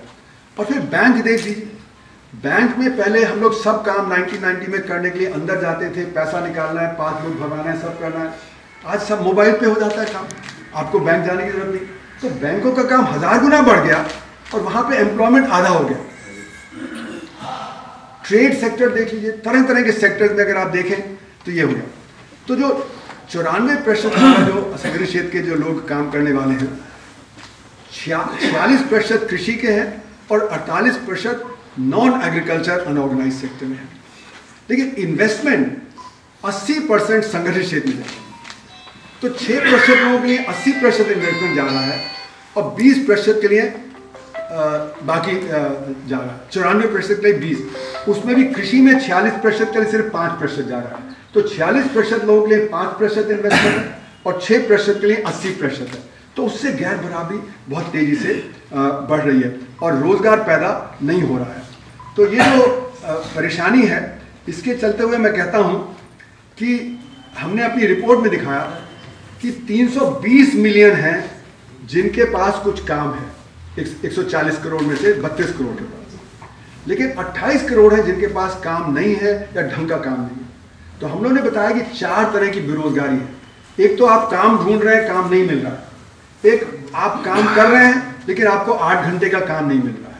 आप बाजार में खड़े हैं, रिक्शे वाले हैं, 2 घंटे का काम मिल रहा है। आप सिर पे बोझा लाद रहे हैं, आपको 2-3 घंटे का काम मिल रहा है। आप ठेले वाले हैं, आपको 2-3 घंटे का काम मिल रहा है, बाकी तो अंडर एम्प्लॉयड है। तो एक अनएम्प्लॉयड हो गए, एक अंडर एम्प्लॉयड हो गए। तीसरी कैटेगरी है कि आप खेत पे जाते हैं पर खेत पे काम नहीं है, पर क्योंकि आप खेत पे जाते हैं तो आपको काउंट कर लिया जाता है, तो इसको हम डिस्गाइज्ड अनएम्प्लॉयमेंट बोलते हैं। मतलब छुपी हुई, दुकान पे परिवार के सभी सदस्य बैठे हैं, चाहे उनकी दुकान पे काम है या नहीं, तो उसको डिस्गाइज्ड अनएम्प्लॉयमेंट बोलते हैं। और चौथी कैटेगरी है कि आपने काम ढूंढना ही बंद कर दिया, आप घर पे मुफ्त में काम कर रहे हैं, कुछ और कर रहे हैं। तो ये 4 तरह की बेरोजगारी है। हम सिर्फ अनएम्प्लॉयमेंट की बात करते हैं, हम डिस्गाइज्ड अनएम्प्लॉयमेंट, अंडर एम्प्लॉयमेंट और जिन्होंने काम ढूंढना बंद कर दिया।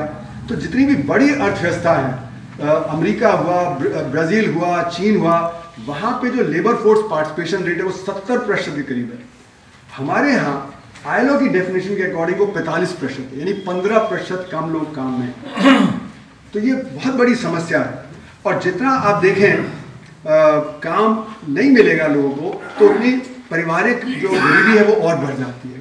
तो यानी अगर 32 करोड़ को 140 करोड़ को सपोर्ट करना है, क्योंकि 32 करोड़ कुछ कमाई कर रहे हैं ढंग की, तो यानी कि एक व्यक्ति पर 4.4 लोगों को सपोर्ट करना है। अगर ये 28 करोड़ को भी काम मिल जाए तो 60 करोड़ 140 करोड़ को सपोर्ट करेंगे तो एक व्यक्ति पे 2.2 लोगों का भार पड़ेगा, तो परिवार की स्थिति बदल जाएगी। तो ये जो आज समस्या है, ये खासकर महिलाओं में और एजुकेटेड यूथ में बहुत है। जो डेटा आता है उसमें महिलाओं के पास काम नहीं है और जो एजुकेटेड यूथ, जितना एजुकेटेड है उतना कम काम आ रहा है। तो इसलिए अगर आप देखें तो ये जो समस्या है ये केंद्रित है कि महिलाओं को काम कम से कम मिल रहा है, जितना काम मिलना चाहिए वो नहीं मिल रहा है। तो ये एक बड़ी समस्या है। दूसरा, बच्चों को जब काम नहीं मिल रहा, शिक्षित बच्चों को, और मैंने देखा 2016 में एक वो आया था यूपी में 360 नौकरियां थी पियोन की, उसके लिए 23 लाख लोगों ने अप्लाई किया, जिसमें 380 PhD थे, 2 lakh BTech, MTech, BCom, MCom थे। यानी कि आपने PhD भी कर ली और आप पियोन के काम के लिए तैयार हैं, यानी कि जो आपके जो लेवल ऑफ स्किल है उसके लिए नहीं है। उसी समय NDTV पे एक दिखाया कि वो जो MBA करके लोग नालियां साफ कर रहे हैं, तो उनसे पूछा तो उन्होंने कहा कि ये हमारा टेस्ट है, हम सफाई कर्मचारी के लिए अप्लाई कर रहे हैं। तो यानी कि आपने MBA कर लिया और आप सफाई कर्मचारी भी करने के लिए तैयार हैं। तो यानी कि बच्चों में फ्रस्ट्रेशन बहुत है। ये फ्रस्ट्रेशन की वजह से एक स्टडी हुई बिहार की, वो दिखा रहा है कि इससे क्राइसिस पैदा हो रहा है बच्चों की जिंदगी में। वो डिप्रेस्ड है, उनके पास काम नहीं है, माता पिता भी कह रहे हैं कि हमने आपको तो प्रयागराज भेजा और पटना भेजा और इतना पैसा खर्च किया और आप तो निकम्मे हो, तो और ज़्यादा डिप्रेस जाते हैं। तो सब्सटेंस अब्यूज में लग गए हैं, ड्रिंकिंग और ड्रग्स में। अब ड्रिंकिंग और ड्रग्स का मतलब है पैसा चाहिए, पैसा नहीं है तो घर में छीना झपटी हो रही है, तो वायलेंस।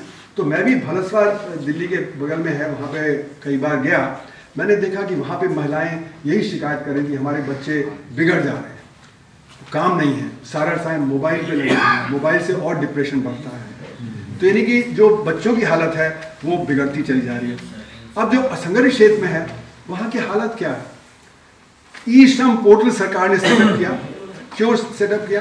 क्योंकि सुप्रीम कोर्ट ने फटकार लगाई कि लोग वापस जा रहे हैं शहरों से गांव की तरफ, तो कितने हैं हमारे देश में असंगठित क्षेत्र में काम करने वाले, तो ई श्रम पोर्टल सेटअप किया। तो प्रधानमंत्री जी ने अभी 6 महीने पहले बताया कि 30 करोड़ लोग उस पर रजिस्टर हैं। तो 30 करोड़ में से 94% ने कहा कि हम 10,000 रुपये से कम कमा रहे हैं। जैसा कि मैंने बताया कि दिल्ली की सोशल इकोनॉमिक सर्वे में भी ये आंकड़े आए, यानी कि उस साल में 1.2 लाख रुपए कमाते हैं। इनकम टैक्स तो हमारा 7 लाख पे शुरू होता है, तो इनकम टैक्स के लेवल से बहुत नीचे वो है। वर्ल्ड बैंक की जो लाइन है, पॉवर्टी लाइन, वो है $2.15 प्रति व्यक्ति प्रति दिन। उसके हिसाब से पारिवारिक आय होनी चाहिए 26,500। तो ये तो 10,000 रुपये से कम कमा रहे हैं। यानी कि हमारी जो देश में बहुत बड़े लेवल पे जब कंजम्पशन कम हो जाता है तो उससे फिर हमारे अर्थव्यवस्था पे गलत असर पड़ता है, क्योंकि कंजम्पशन ही एक ड्राइविंग फोर्स है। अगर कंजम्पशन नहीं होगा तो उत्पादन क्यों? जो आरबीआई के आंकड़े आते हैं कि हमारा कैपेसिटी यूटिलाइजेशन, और ये संघर्षित का कैपेसिटी यूटिलाइजेशन है, वो 70 से 75 के बीच में है। यानी अगर मैं 100 कार प्रोड्यूस कर सकता हूं और मेरी 70 कारें बिक रही हैं, तो मैं 10 कार की एडिशनल कैपेसिटी क्यों क्रिएट करूंगा? मेरा तो नुकसान और बढ़ जाएगा। तो जब तक कैपेसिटी यूटिलाइजेशन 85 के करीब नहीं आता, तब तक आपका इन्वेस्टमेंट रोबस्ट नहीं होगा। तो कुछ सेक्टर्स में तो इन्वेस्टमेंट होगा, लेकिन जनरल में इन्वेस्टमेंट नहीं। तो इसलिए इसी से हमारा इन्वेस्टमेंट पे असर पड़ जाता है। अब इस सब को जो चीज स्थिति को बिगाड़ती है हमारे काले धन की अर्थव्यवस्था, जो मैंने पहले आपको जिक्र किया। तो ये काले धन की अर्थव्यवस्था हमारे देश में 3% लोगों के बीच में केंद्रित है, और वो भी करीब करीब ये मान के चले कि उसमें भी 1% जो टॉप का है उसमें सबसे ज्यादा केंद्रित है। तो इसकी वजह से मैंने इसको संज्ञा दी है कि it is like digging holes and filling holes. गड्ढा खोदो गड्ढा भरो। तो गड्ढा खोदो गड्ढा भरो का मतलब कि आपने दिन में एक व्यक्ति को लगा दिया गड्ढा खोदने के लिए, और अगले दिन रात को लगा दिया एक व्यक्ति को गड्ढा भरने के लिए। तो जब सुबह हुई तो उत्पादन 0, और लेकिन 2 लोगों की आमदनी। तो इसको मैं कहता हूं एक्टिविटी विदाउट प्रोडक्टिविटी। तो इसका उदाहरण मैं देता हूं अक्सर कि आपने सड़क बनाई, उसमें कोल्टा डालना है, एग्रीगेट डालना है, वो आपने सही नहीं डाला, बारिश हुई, सड़क बह गई, वो पॉटहोल्ड है। तो जो आपको जो उसका इन्वेस्टमेंट का प्रोडक्टिविटी मिलना चाहिए तो नहीं मिलेगा। गाड़ियों के एक्सल टूट जाएंगे, उसका पेट्रोल का खर्चा बढ़ जाएगा, स्पीड कम हो जाएगी, ट्रैफिक जैम हो जाएगा। तो इसलिए जो काले धन की अर्थव्यवस्था है उससे प्रोडक्टिविटी कम हो जाती है। और जब प्रोडक्टिविटी कम हो जाती है तो मैंने अपने एक लेख में दिखाया कि हमारी जो रेट ऑफ ग्रोथ है mid-70s से 5% कम हो गई, जितनी होनी चाहिए थी। तो यानी उस समय 3.5% थी तो 8.5% हो सकती थी। आज जब 6 से 7% तो 11 से 12% हो सकती थी। तो आज हमारी अर्थव्यवस्था 8 गुना ज्यादा बड़ी होती, यानी आज हम $26 ट्रिलियन के होते। हर व्यक्ति की आमदनी 8 गुना ज्यादा होती, तो हमारा खुशहाली भी 8 गुना ज्यादा होती, रोजगार भी ज्यादा होता, और हमारी अर्थव्यवस्था अमेरिका की अर्थव्यवस्था जितनी बड़ी हो जाती, और हमारा R&D पे खर्च बढ़ जाता। तो हम जो आज एक कॉम्पिटिशन में पीछे रह जा रहे हैं, वो और भी हम पिछड़ते चले जा रहे हैं। इसमें काले धन की अर्थव्यवस्था में क्रोनिज्म का बहुत बड़ा रोल है। क्रोनिज्म मतलब जो पॉलिटिकल मास्टर्स हैं और जो बिग बिजनेस है उनके आपस की सांठगांठ। तो क्रोनिज्म हमारे देश में बहुत तेजी से पनपा है। ऐसा नहीं कि पहले नहीं था, लेकिन 2014 के बाद क्रोनिज्म बड़े हाई लेवल पे पहुंच गया है, और एक सरकार की नीति लग रही है जिसको मैं कहता हूँ डुअल पॉलिसी, डुअल नीति है कि एक तरफ क्रोनीज बढ़ाओ, दूसरी तरफ 80 करोड़ लोगों को फ्री में राशन दो, गरीबी रखो, वहां से वोट मिलता रहेगा, यहाँ से पैसा मिलता रहेगा। तो ये जो नीति है ये एक तरह से समझिए जापान और कोरिया की नीति को कॉपी करने वाली नीति है। कोरिया में चाय बॉल्स हैं, आपने सुना है, ह्यूंडई हो गया, सैमसंग हो गया, ये सारी बड़ी बड़ी कॉर्पोरेट्स हैं जिन्होंने दुनिया में टेक्नोलॉजी के आधार पे कब्जा किया, पर उन्होंने टेक्नोलॉजी डेवलप की। हमारे यहाँ ना अडानी ने, ना अंबानी ने, ना टाटा ने, किसी ने टेक्नोलॉजी नहीं डेवलप की। वो टेक्नोलॉजी नहीं डेवलप कर रहे, वो किस आधार पे बढ़ रहे हैं? वो एक्विजिशन, जितने भी प्रॉफिटेबल एंटरप्राइज हैं उनको एक्वायर कर लो। तो अगर सीमेंट में आपको दिख गए तो अडानी को मिल गए, अगर आपको एयरपोर्ट प्रॉफिटेबल मिल गए तो अडानी को मिल गए, पोर्ट प्रॉफिटेबल मिल गए तो अडानी को मिल गए, एयर इंडिया हुआ तो जो टाटा को मिल गया, जियो को जो टेलीकॉम मिल गया। तो एक्विजिशन के आधार पे, ना कि कंपटीशन और टेक्नोलॉजी के आधार। तो इसलिए हमारी जो बड़ी कंपनियां हैं वो हमको ग्लोबल सेल्फ सफिशिएंसी की तरफ नहीं ले जा रही, जबकि जो चाय बॉल्स हैं साउथ कोरिया के, वो उनको ग्लोबल सेल्फ सफिशिएंसी की तरफ ले गए। तो टेक्नोलॉजी का डेवलपमेंट बहुत ही ज़्यादा है, लेकिन इसका असर क्या है?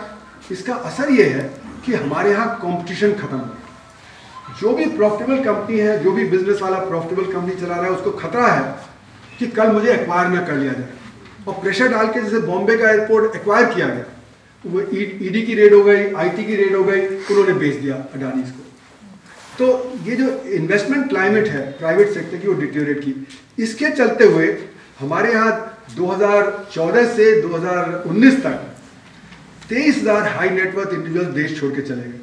2019 में 7,500 और चले गए, 2022 में 7,500 और। तो यानी कि जो ये हाई नेटवर्थ इंडिविजुअल्स हैं, जिनको एक्सपेक्ट किया जाता है कि वो इंडस्ट्रियलाइजेशन बढ़ाएंगे, इंडस्ट्री बढ़ाएंगे, वो घबराए हुए, वो छोड़ के जा रहे हैं। तो ये इन्वेस्टमेंट की क्लाइमेट जो स्पॉइल हुई है, इससे बहुत बड़ा असर हमारे अर्थव्यवस्था पर पड़ा। अब सवाल ये है कि ये जो हमारी बेरोजगारी है या गरीबी है, ये कहा जाता है कि नेचुरल है, ये तो होना ही है। मेरा मानना नहीं, ये नेचुरल नहीं है, ये नीतियों पे निर्भर करता है, आप किस प्रकार की नीति कर रहे हैं। आप असंगठित क्षेत्र को अगर वो डिक्लाइन पे ला रहे हैं और संगठित क्षेत्र को बढ़ावा दे रहे हैं, तो अपने आप ये होगा। अगर आप नीतियां बदल देंगे तो बदल दें। तो ये कहा जाता है कि नहीं, हमारे पास साधन कम है। तो हम लोगों ने ऑल्टरनेट बजट जो 93, 94, 94, 95 का बताया था, उसमें कहा कि किसके साधन की कमी है। अमीरों के खपत की जो साधनों की कमी है। गरीब को क्या चाहिए? उसको स्कूल चाहिए, उसको डिस्पेंसरी चाहिए, उसको जो घर चाहिए, उसके लिए थोड़ी ना कुछ इंपोर्ट करना है, तो सब साधन यहाँ पे। अमीरों के कंजम्पशन के लिए, उनकी कारों के लिए, उनके टेलीविजन के लिए, उसके लिए हमें एनर्जी चाहिए, उसके लिए हमें ऑयल इंपोर्ट करना है, उसके लिए हमें इलेक्ट्रॉनिक कंपोनेंट्स वगैरह इंपोर्ट करने हैं। तो कमी है कंज्यूमरिज्म के लिए। जो अमीर का कंज्यूमरिज्म है उसके लिए कमी है, जो हमारा आम आदमी है उसकी ज़रूरतों के लिए कमी नहीं है। तो अगर हम चाहें तो हम अपने डायरेक्ट टैक्सेस से पैसा रेज कर सकते हैं और हम इनडायरेक्ट टैक्सेस कम कर सकते हैं, जिससे इन्फ्लेशन कम हो।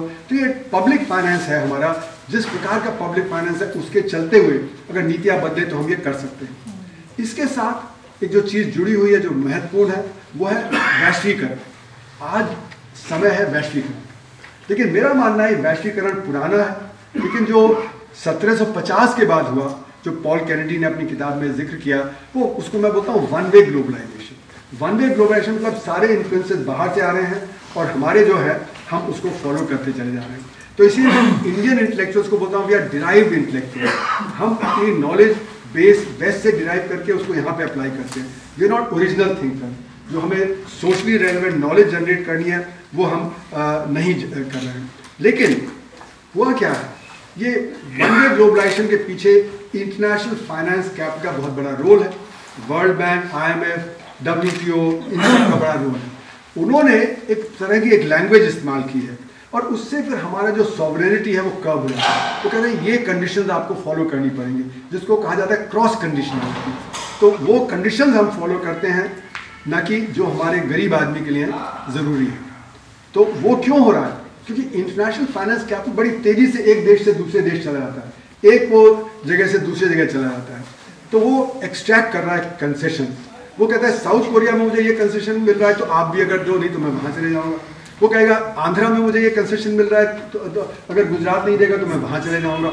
तो वो स्टेट्स को भी लड़वा रहा है और नेशंस को भी लड़वा रहा है। तो ये जो समस्या है वो एक आइडियोलॉजिकल समस्या है, और वो आइडियोलॉजिकल जो समस्या है उसके चलते हुए टर्म्स इस्तेमाल किए जाते हैं एफिशिएंसी, कि ये नीति अपनाओगे तो एफिशिएंसी आ जाएगी, ये करोगे तो कंपैरेटिव एडवांटेज हो जाएगा। तो लैंग्वेज का जो इस्तेमाल है वो भी एक बहुत बड़े लेवल पे इसके। तो जो वन वे ग्लोबलाइजेशन है इसका असर सारे समाज पे पड़ा है। एक फिलोसॉफिकल लेवल पे हमारी जो बुनियादी सोच है उस पर पड़ा है, क्योंकि एक प्रिंसिपल है वन वे ग्लोबलाइजेशन का, वो है more is better. More is better की मतलब एक शर्ट है तो दूसरी शर्ट, एक कार है तो दूसरी कार, एक घर है तो दूसरा घर। तो ये कंज्यूमरिज्म का प्रिंसिपल है। इससे कंज्यूमरिज्म, तो कंजम्पशन तो हरदम से था, लेकिन कंज्यूमरिज्म ने आया। ये कंज्यूमरिज्म ने हमको भटका दिया। जो असली के इश्यूज हैं उससे हम डाइवर्ट हो जाते हैं। हमारी बेरोजगारी है, गरीबी है, तो ये दिखा दिया जाएगा कि देखो अब तो देश में टेलीविजन आ गए हैं, अब तो बड़ी बड़ी कारें भी आ रही हैं, सब तरह का खुशहाली आ रही है। तो एक तरह से भटकाने का तरीका हो गया। जबकि हमें पता है कि ये एनवायरनमेंट को डिस्ट्रॉय कर रहा है, जिसके चलते हुए ग्लोबल क्लाइमेट चेंज हो रहा है वगैरह वगैरह। फिर इसका एक प्रिंसिपल है होमो इकोनॉमिकस, यानी कि सिर्फ इकोनॉमिक्स मैटर करती है, पॉलिटिक्स मैटर नहीं करती, हिस्ट्री मैटर नहीं करती, तो जो हम लोग हैं वो होमो इकोनॉमिकस होते चले जा रहे हैं। हम सिर्फ अपने खुशहाली, हम अपने इकोनॉमिक्स की तरफ ध्यान दे रहे हैं, न कि बाकी। तो इसलिए अब इक्वालिटी और इक्विटी की बात खत्म हो गई। पहले हम इक्विटी और इक्वालिटी की बात करते थे, आज क्योंकि वो तो सोशल और पॉलिटिकल है तो अब इक्वालिटी और इक्विटी की बात खत्म हो गई है। तो ये सारी जो चीज़ें हो रही हैं, इससे हमारी जो बुनियादी सोच है उस पर बहुत बड़ा असर पड़ा। फिर टेक्निकल चेंज बहुत ज़बरदस्त हुआ। मतलब कृषि में भी ये रोजगार पैदा नहीं हो रहा है, क्योंकि वहाँ पे भी जैसे मैंने बताया हार्वेस्टर कंबाइन वगैरह, और अब एआई के आने से तो ज़बरदस्त असर आया। एआई के अभी तक जो टेक्निकल चेंज था वो फिजिकल लेबर को डिस्प्लेस कर रहा था, लेकिन एआई के आने से मेंटल लेबर को चलेगा। डॉक्टर, लॉयर, चार्टर्ड अकाउंटेंट, इनके काम डिस्प्लेस होंगे धीरे धीरे। और जैसे कि अभी हरीरी ने कहा, ये इलॉन मस्क ने कहा कि 2025 में ज़बरदस्त चेंज आएगा, क्योंकि अभी तो चैट जीपीटी 4 है जो सेल्फ करेक्टिंग नहीं है। चैट जीपीटी 5 आएगा, वो तो सेल्फ करेक्टिंग होगा, वो तो आदमी के दिमाग की तरह काम करेगा।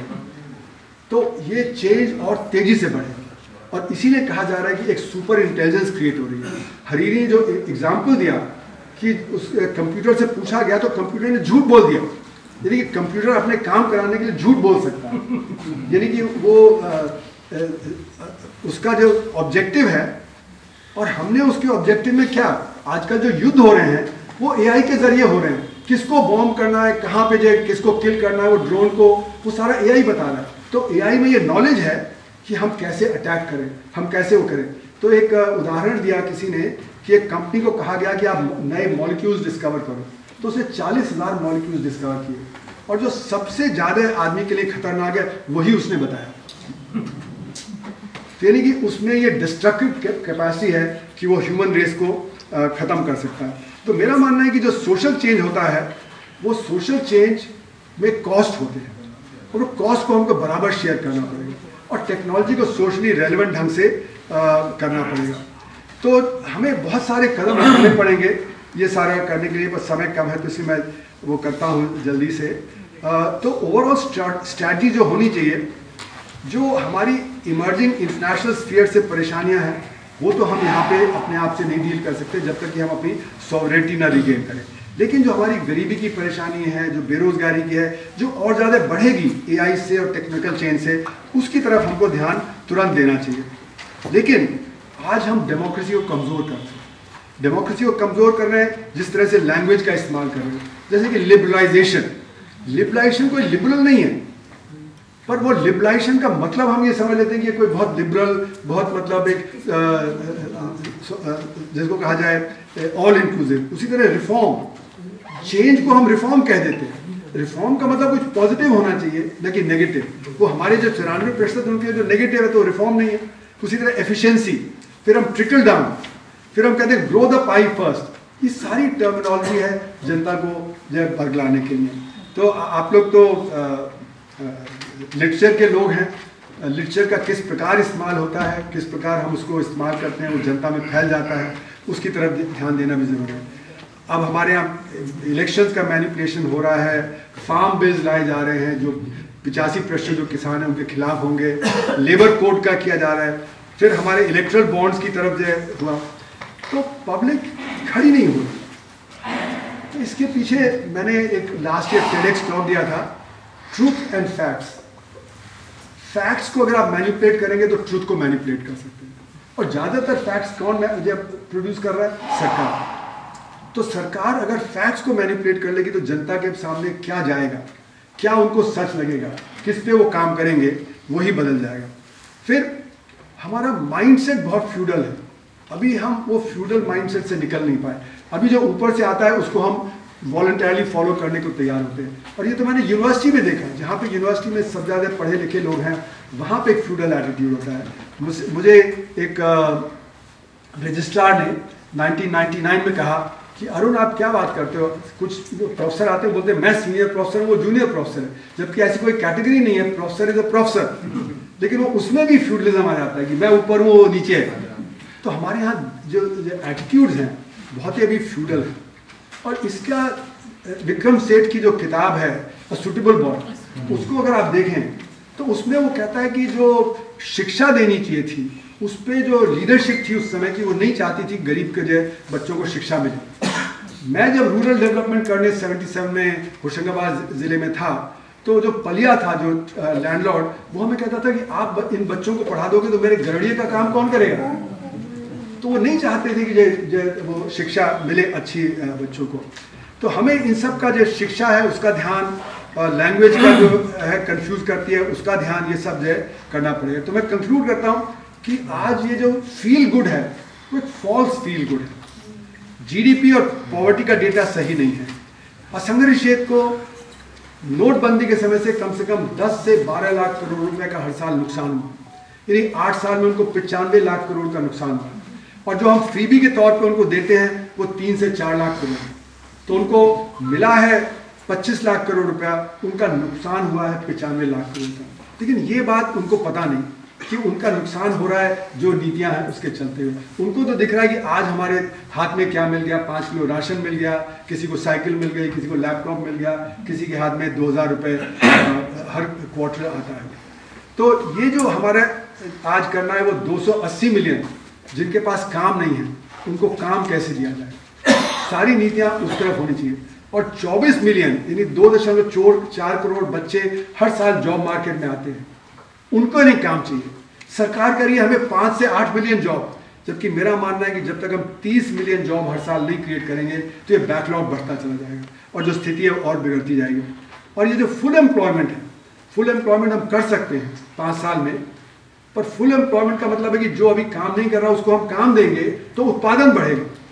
तो हम लोगों ने दिखाया अपनी रिपोर्ट में कि 16% उत्पादन बढ़ेगा और उसका कॉस्ट 5% जीडीपी का होगा, यानी कि it can be self financing, उसके लिए कोई अतिरिक्त साधनों की जरूरत नहीं है। तो ये जो हमारे अर्थव्यवस्था में परेशानी है उसका समाधान भी हमारे पास है, अगर समाधान हम देना चाहें, लेकिन उसके लिए पॉलिटिकल विल चाहिए। अगर पॉलिटिकल विल नहीं होगी तो हम वो नहीं करेंगे। तो इसलिए मेरा मानना है कि करने की बहुत सारी चीज़ें हैं, मूवमेंट्स की ज़रूरत है। मूवमेंट्स खड़े होंगे तो लोगों की कॉन्शियसनेस बदलेगी, जब कॉन्शियसनेस बदलेगी तो वो फिर आगे बात करेंगे। तो ये मूवमेंट्स कौन क्रिएट करेंगे? मूवमेंट्स के लिए जो सोशल फोर्सेज हैं समाज में उनको आगे आना पड़ेगा, उनमें एक कॉमनैलिटी लानी पड़ेगी। तो एक प्रोग्राम ऐसा होना चाहिए जो सोशल कॉन्शियसनेस बढ़ाए। तो इसलिए क्योंकि हम लॉन्ग टर्म में सोच नहीं रहे, तो मैं एक आजकल लेख लिख रहा हूँ, are we fit to survive, क्योंकि सर्वाइवल ऑफ द फिटेस्ट होता है। तो अगर हम सारी समस्याएं बढ़ती चली जा रही हैं और उसका समाधान नहीं निकाल रहे हैं, तो the question arises, is human race fit to survive? बात सुनने को मिला, दिल खुश हो गया। अर्थशास्त्र के छात्र हुए इसलिए और दिल खुश हुआ। बड़े सवाल मन में आ रहे हैं के बारे में कि जो बाकी अर्थशास्त्री हैं वो क्यों नहीं इसके बारे में बात करते हैं। तो जब से मैंने ये मुझे आरबीआई गवर्नर कंसल्टेशन के लिए बुलाते थे तो वहाँ पे भी मैंने ये प्रेजेंटेशन रखा 2018 के बाद। तो बहुत सारे जो इकोनॉमिस्ट हैं उन्होंने भी ये बात कहनी शुरू कर दी कि असंगठित क्षेत्र का डेटा इसमें नहीं है, तो जो बैंक के हैं इकोनॉमिस्ट वगैरह। लेकिन मैंने उनसे कहा कि फिर आप इस पर काम क्यों नहीं करते, जब आप ये कहते हैं कि ये नहीं आ रहा है डेटा। तो कह रहे हम नहीं कर सकते क्योंकि हम सरकार के विरोध में नहीं जा सकते। नीति आयोग तो बिल्कुल नहीं जा सकता, नीति आयोग का तो सवाल ही नहीं उठता कि वो जो सरकार का डेटा है उसको विरुद्ध जाए। यानी कि जीडीपी का डेटा में जो कमजोरियां थी 2015 में जो नई सीरीज इंट्रोड्यूस की गई उसके बारे में हम लोगों ने बहुतों ने बताया कि ये कमजोरियां हैं।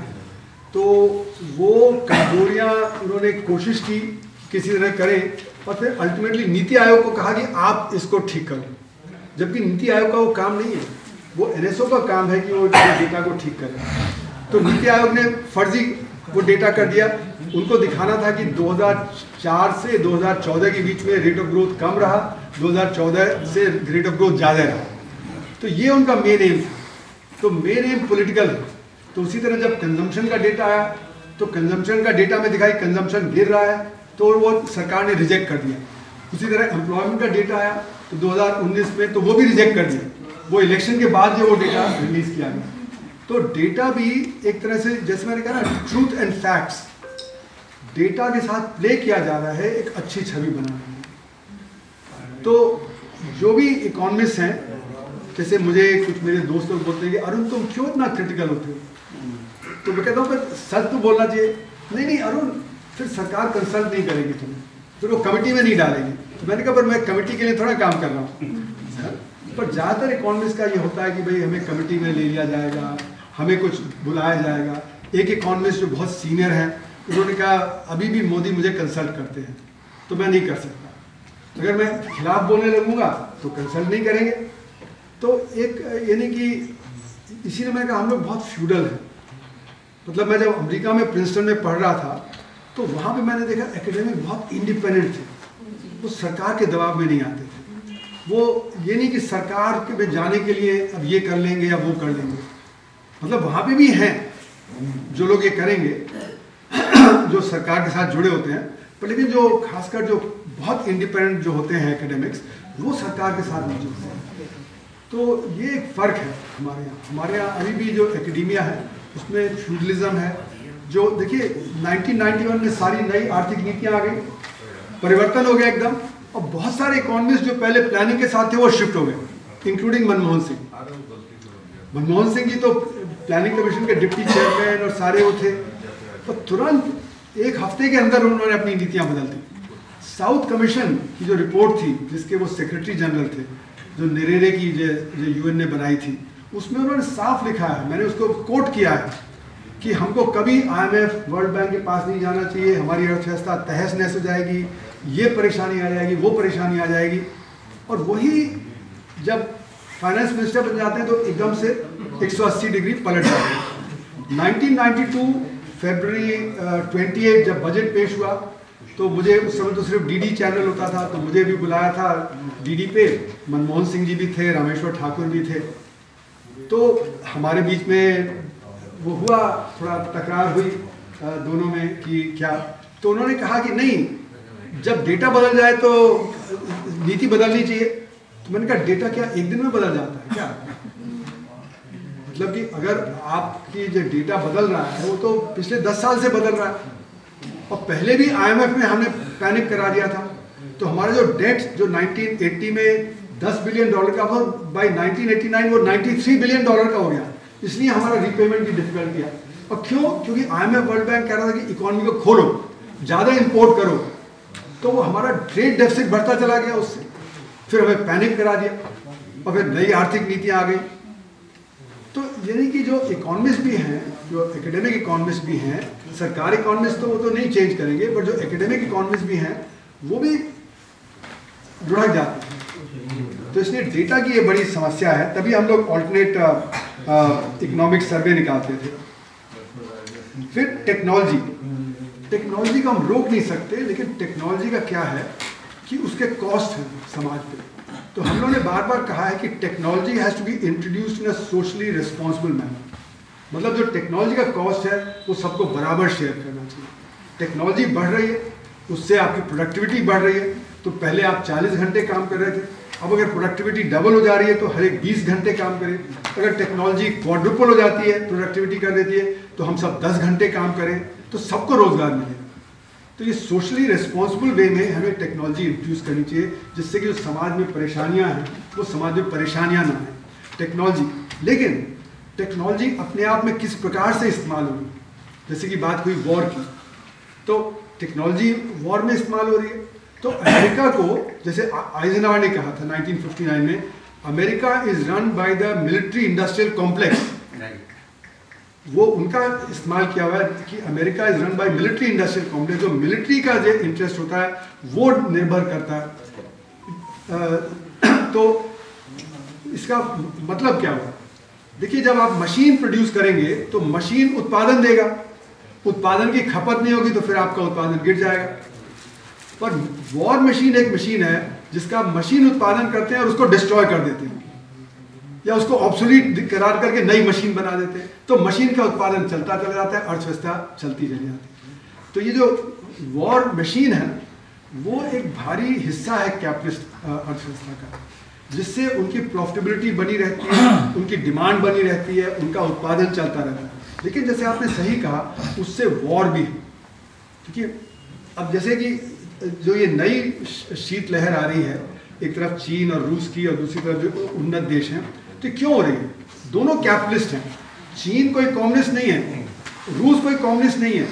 और जब जर्मनी का जो वो हुआ था, यूनिफिकेशन जब हुआ था, तो उस समय प्रॉमिस किया था जर्मनी ने कि NATO will not advance 1 inch beyond this border, और वो अब रूस तक पहुंच गए। तो रूस क्यों रूस के खिलाफ? क्योंकि रूस में रिसोर्सेज बहुत है, वो चाहते हैं रिसोर्सेज पे कब्जा करना, तो रूस को खतरा लगता है, इसीलिए वो नहीं चाहता कि ये यूक्रेन में आए। अगर आप देखें तो अमेरिका अलाउ नहीं करता रूस को क्यूबा में मिसाइल लगाने का या वेनेजुएला में, क्योंकि वहाँ से 5 मिनट में वो वॉशिंगटन और न्यूयॉर्क पहुँच जाएगी मिसाइल, कोई उसके डिफेंस नहीं होगा। उसी तरह यूक्रेन में अगर मिसाइल लगा दी, शॉर्ट रेंज मिसाइल, तो वो मॉस्को और जो सेंट पीटर्सबर्ग 5 मिनट में पहुँच जाएगी।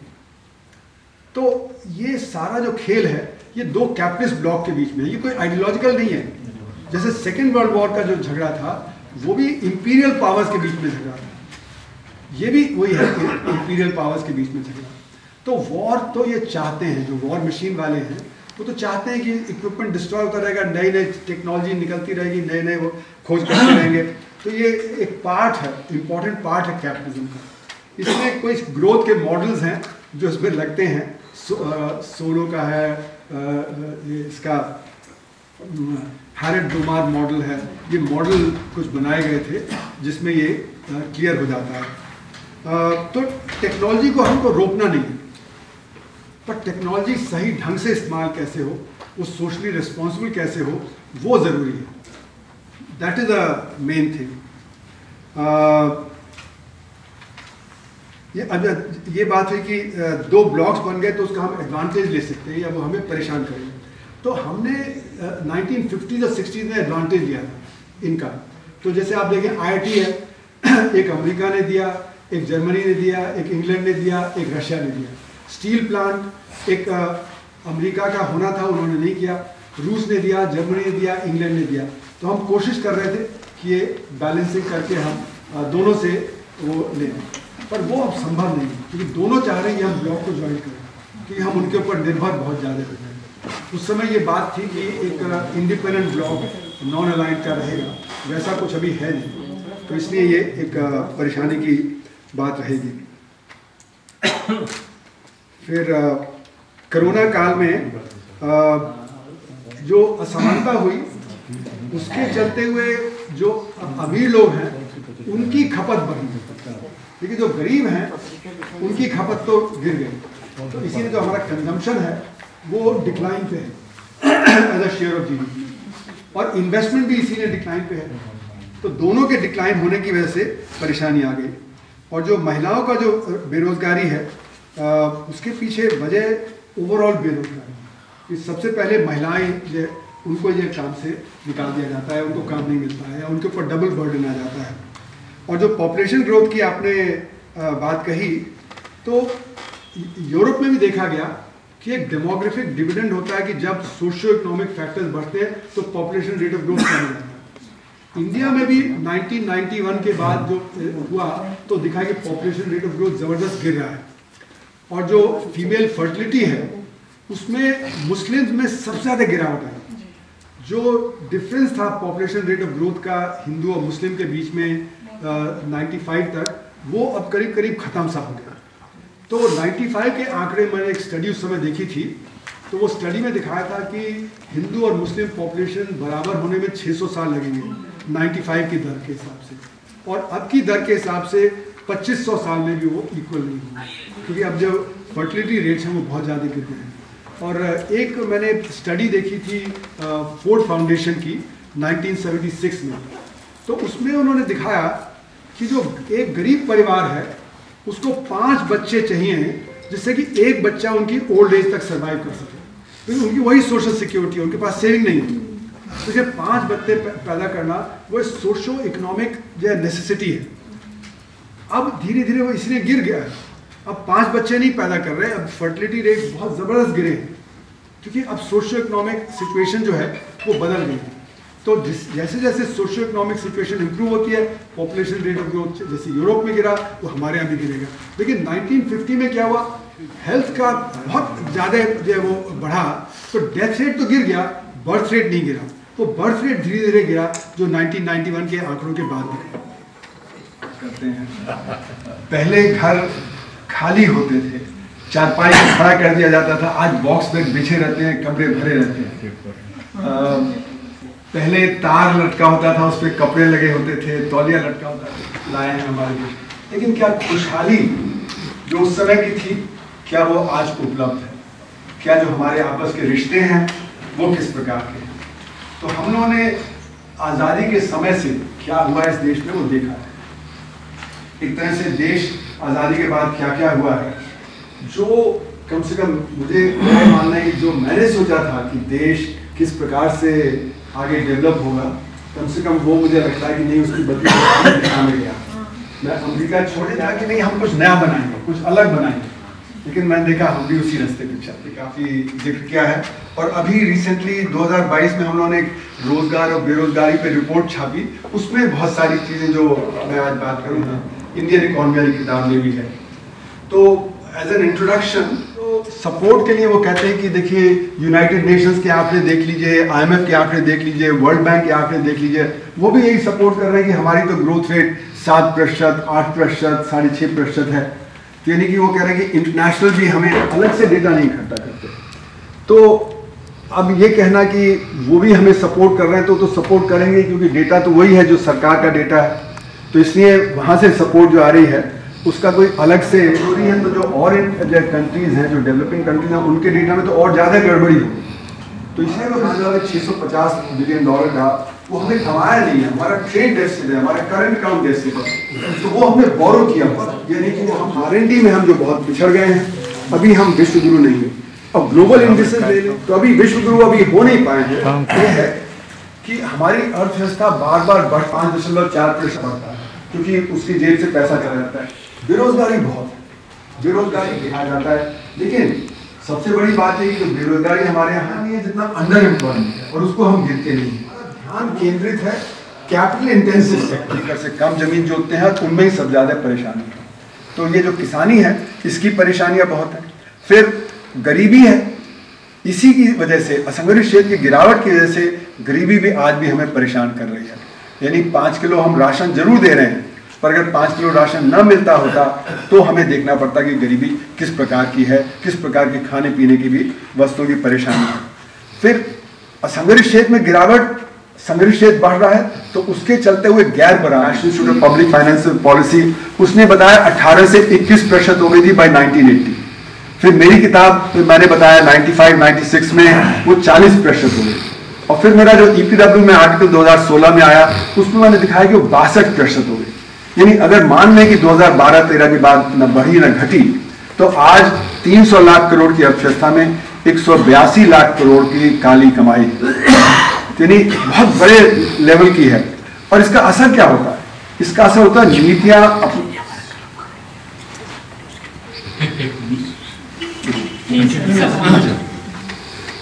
जो नीतियां हैं वो फेल कर जाती हैं। जैसे कि राजीव गांधी ने कहा था 88 में कि जब हम 1 रुपया भेजते हैं ऊपर से तो 15 पैसे नीचे पहुंचता है। यानी कि जो स्कूल आपको बनाना है 1 साल में वो 7 साल में बनेगा। तो नीति अपने आप फेल हो जाती है, ग्रोथ भी कम हो जाती है। तो ग्रोथ पे असर पड़ा, और ये जो असर पड़ा पब्लिक सेक्टर पे भी असर पड़ा, क्योंकि पब्लिक सर्विसेज उस लेवल पे नहीं है। शिक्षा है, स्वास्थ्य है, पीने का पानी है, ये सही लेवल पे हम नहीं दे पा रहे हैं अपनी जनता को। और इसका सबसे बड़ा उदाहरण है एसर रिपोर्ट्स, जिसको असर reports, ASER, annual status of education report. वो दिखा रहा है कि 40% बच्चे जो 14 से 18 साल की उम्र के हैं वो दूसरी जमात की पढ़ाई लिखाई और गणित नहीं कर पाते, तो ड्रॉप आउट कर जाएंगे। तो मेरा मानना है कि हमारी जो शिक्षा सवाल को भी मैं आखिर में देखूंगा। ये तो अंदरूनी चीजें होंगी, लेकिन आज ग्लोबल हेडविंड्स हैं। ग्लोबल हेडविंड्स क्या है? अगर आप देखें यूक्रेन वॉर चलता जा रहा है, पैलेस्टाइन में युद्ध चलता जा रहा है, तरह तरह की आप देखें तो हमारे नेबरहुड में चाहे बांग्लादेश हो, श्रीलंका हो, वहाँ पे परेशानी काफ़ी भरी है। और ट्रंप साहब के प्रेसिडेंसी के आने का बहुत बड़ा असर पड़ेगा। ट्रंप साहब ने कहा कि अब हम अमेरिका फर्स्ट की नीति को आगे बढ़ाएंगे, टैरिफ लगाएंगे, हम कनाडा पे टैरिफ लगाएंगे, हम मैक्सिको पे टैरिफ लगाएंगे, हम चीन पे जैसे 60% लगा पड़ेगा, हमारा भी स्लो डाउन होगा। और जब हमारा जो टैरिफ लगेंगे तो हमारा एक्सपोर्ट जब कम होगा अमेरिका को, बाकी देशों की जो फूल उगाते थे उनका फूल खेत में ही सड़ जा रहा था क्योंकि वो काट नहीं रहे थे। शिमला मिर्च पंजाब में 1 रुपए किलो बिक रही थी, लोगों ने सड़क पे फेंक दिया, क्योंकि वो मतलब, जबकि मैंने अपनी किताब में दिखाया कि अपनी -2% की ग्रोथ थी, यानी कि सरकारी डेटा में 10% का एरर था। वो जो -2 था उसको वो 8% दिखा। असंगठित क्षेत्र गिर रहा है, डिमांड असंगठित क्षेत्र से संगठित क्षेत्र में चली जा रही है। तो जैसे कि कॉलोनियल पीरियड में था कि भारत की डिमांड ब्रिटेन सप्लाई कर रहा था, वहां पे लिवरपूल से, मैनचेस्टर से, और यहाँ पे जो इंडस्ट्री थी वो ठप हो रही थी। तो यहाँ का डी इंडस्ट्रियलाइजेशन इसलिए था कि वो वहां से सप्लाई कर रहे थे, तो वो उनकी डिमांड चल रही थी, हमारी कम। तो इसी तरह असंगठित क्षेत्र की डिमांड गिर रही है, संगठित क्षेत्र की डिमांड बढ़ रही है। तो एक तरह से संगठित क्षेत्र ने असंगठित क्षेत्र को डुअल पॉलिसी, डुअल नीति है कि एक तरफ क्रोनीज बढ़ाओ, दूसरी तरफ नीति है, ये एक तरह से समझिए जापान और कोरिया की नीति को कॉपी करने वाली नीति है।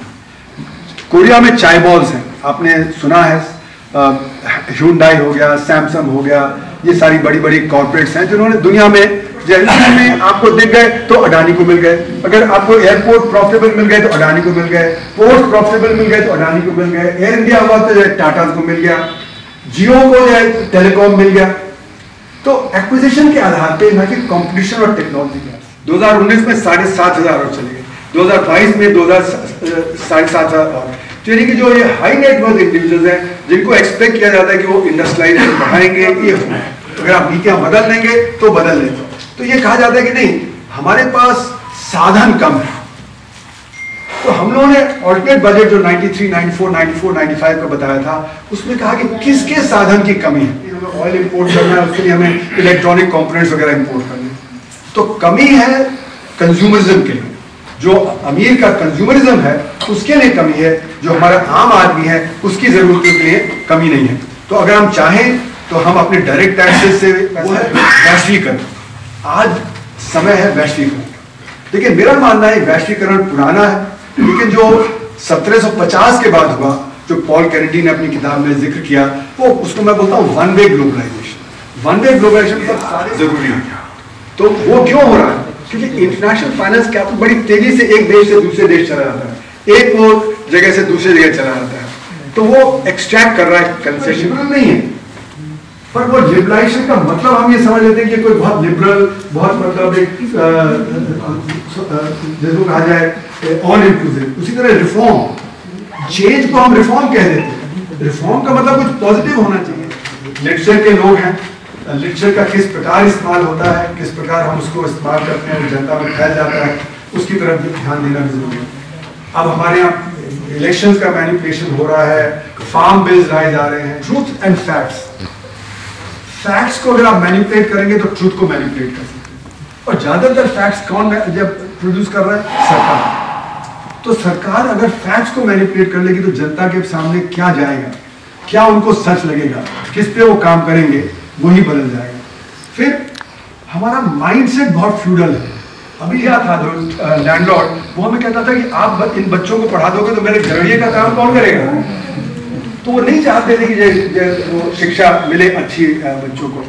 तो हमें इन सब का जो शिक्षा है उसका ध्यान, लैंग्वेज का जो है कंफ्यूज करती है उसका ध्यान, ये सब जो है करना पड़ेगा। तो मैं कंक्लूड करता हूँ, लेकिन ये बात उनको पता नहीं कि उनका नुकसान हो रहा है जो नीतियां हैं उसके चलते हुए। उनको तो दिख रहा है कि आज हमारे हाथ में क्या मिल गया, 5 किलो राशन मिल गया। फुल एम्प्लॉयमेंट हम कर सकते हैं 5 साल में, पर फुल एम्प्लॉयमेंट का मतलब है कि जो अभी काम नहीं कर रहा उसको हम काम देंगे तो उत्पादन बढ़ेगा।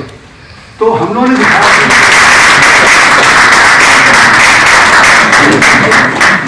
कि मैंने उनसे कहा कि फिर आप इस पे काम क्यों नहीं करते, जब आप ये कहते हैं कि ये नहीं आ रहा है डेटा। तो कह रहे हम नहीं कर सकते क्योंकि हम यानी कि जीडीपी का डेटा में जो कमजोरियां थी, 2015 में जो नई सीरीज इंट्रोड्यूस की गई उसके बारे में हम लोगों ने, बहुतों ने बताया कि ये कमजोरियां हैं। तो नीति आयोग का वो काम नहीं है, वो एनएसओ का काम है कि वो डेटा को ठीक करे। तो नीति आयोग ने फर्जी वो डेटा कर दिया। उनको दिखाना था कि 2004 से 2014 के बीच में rate of growth. Thank you.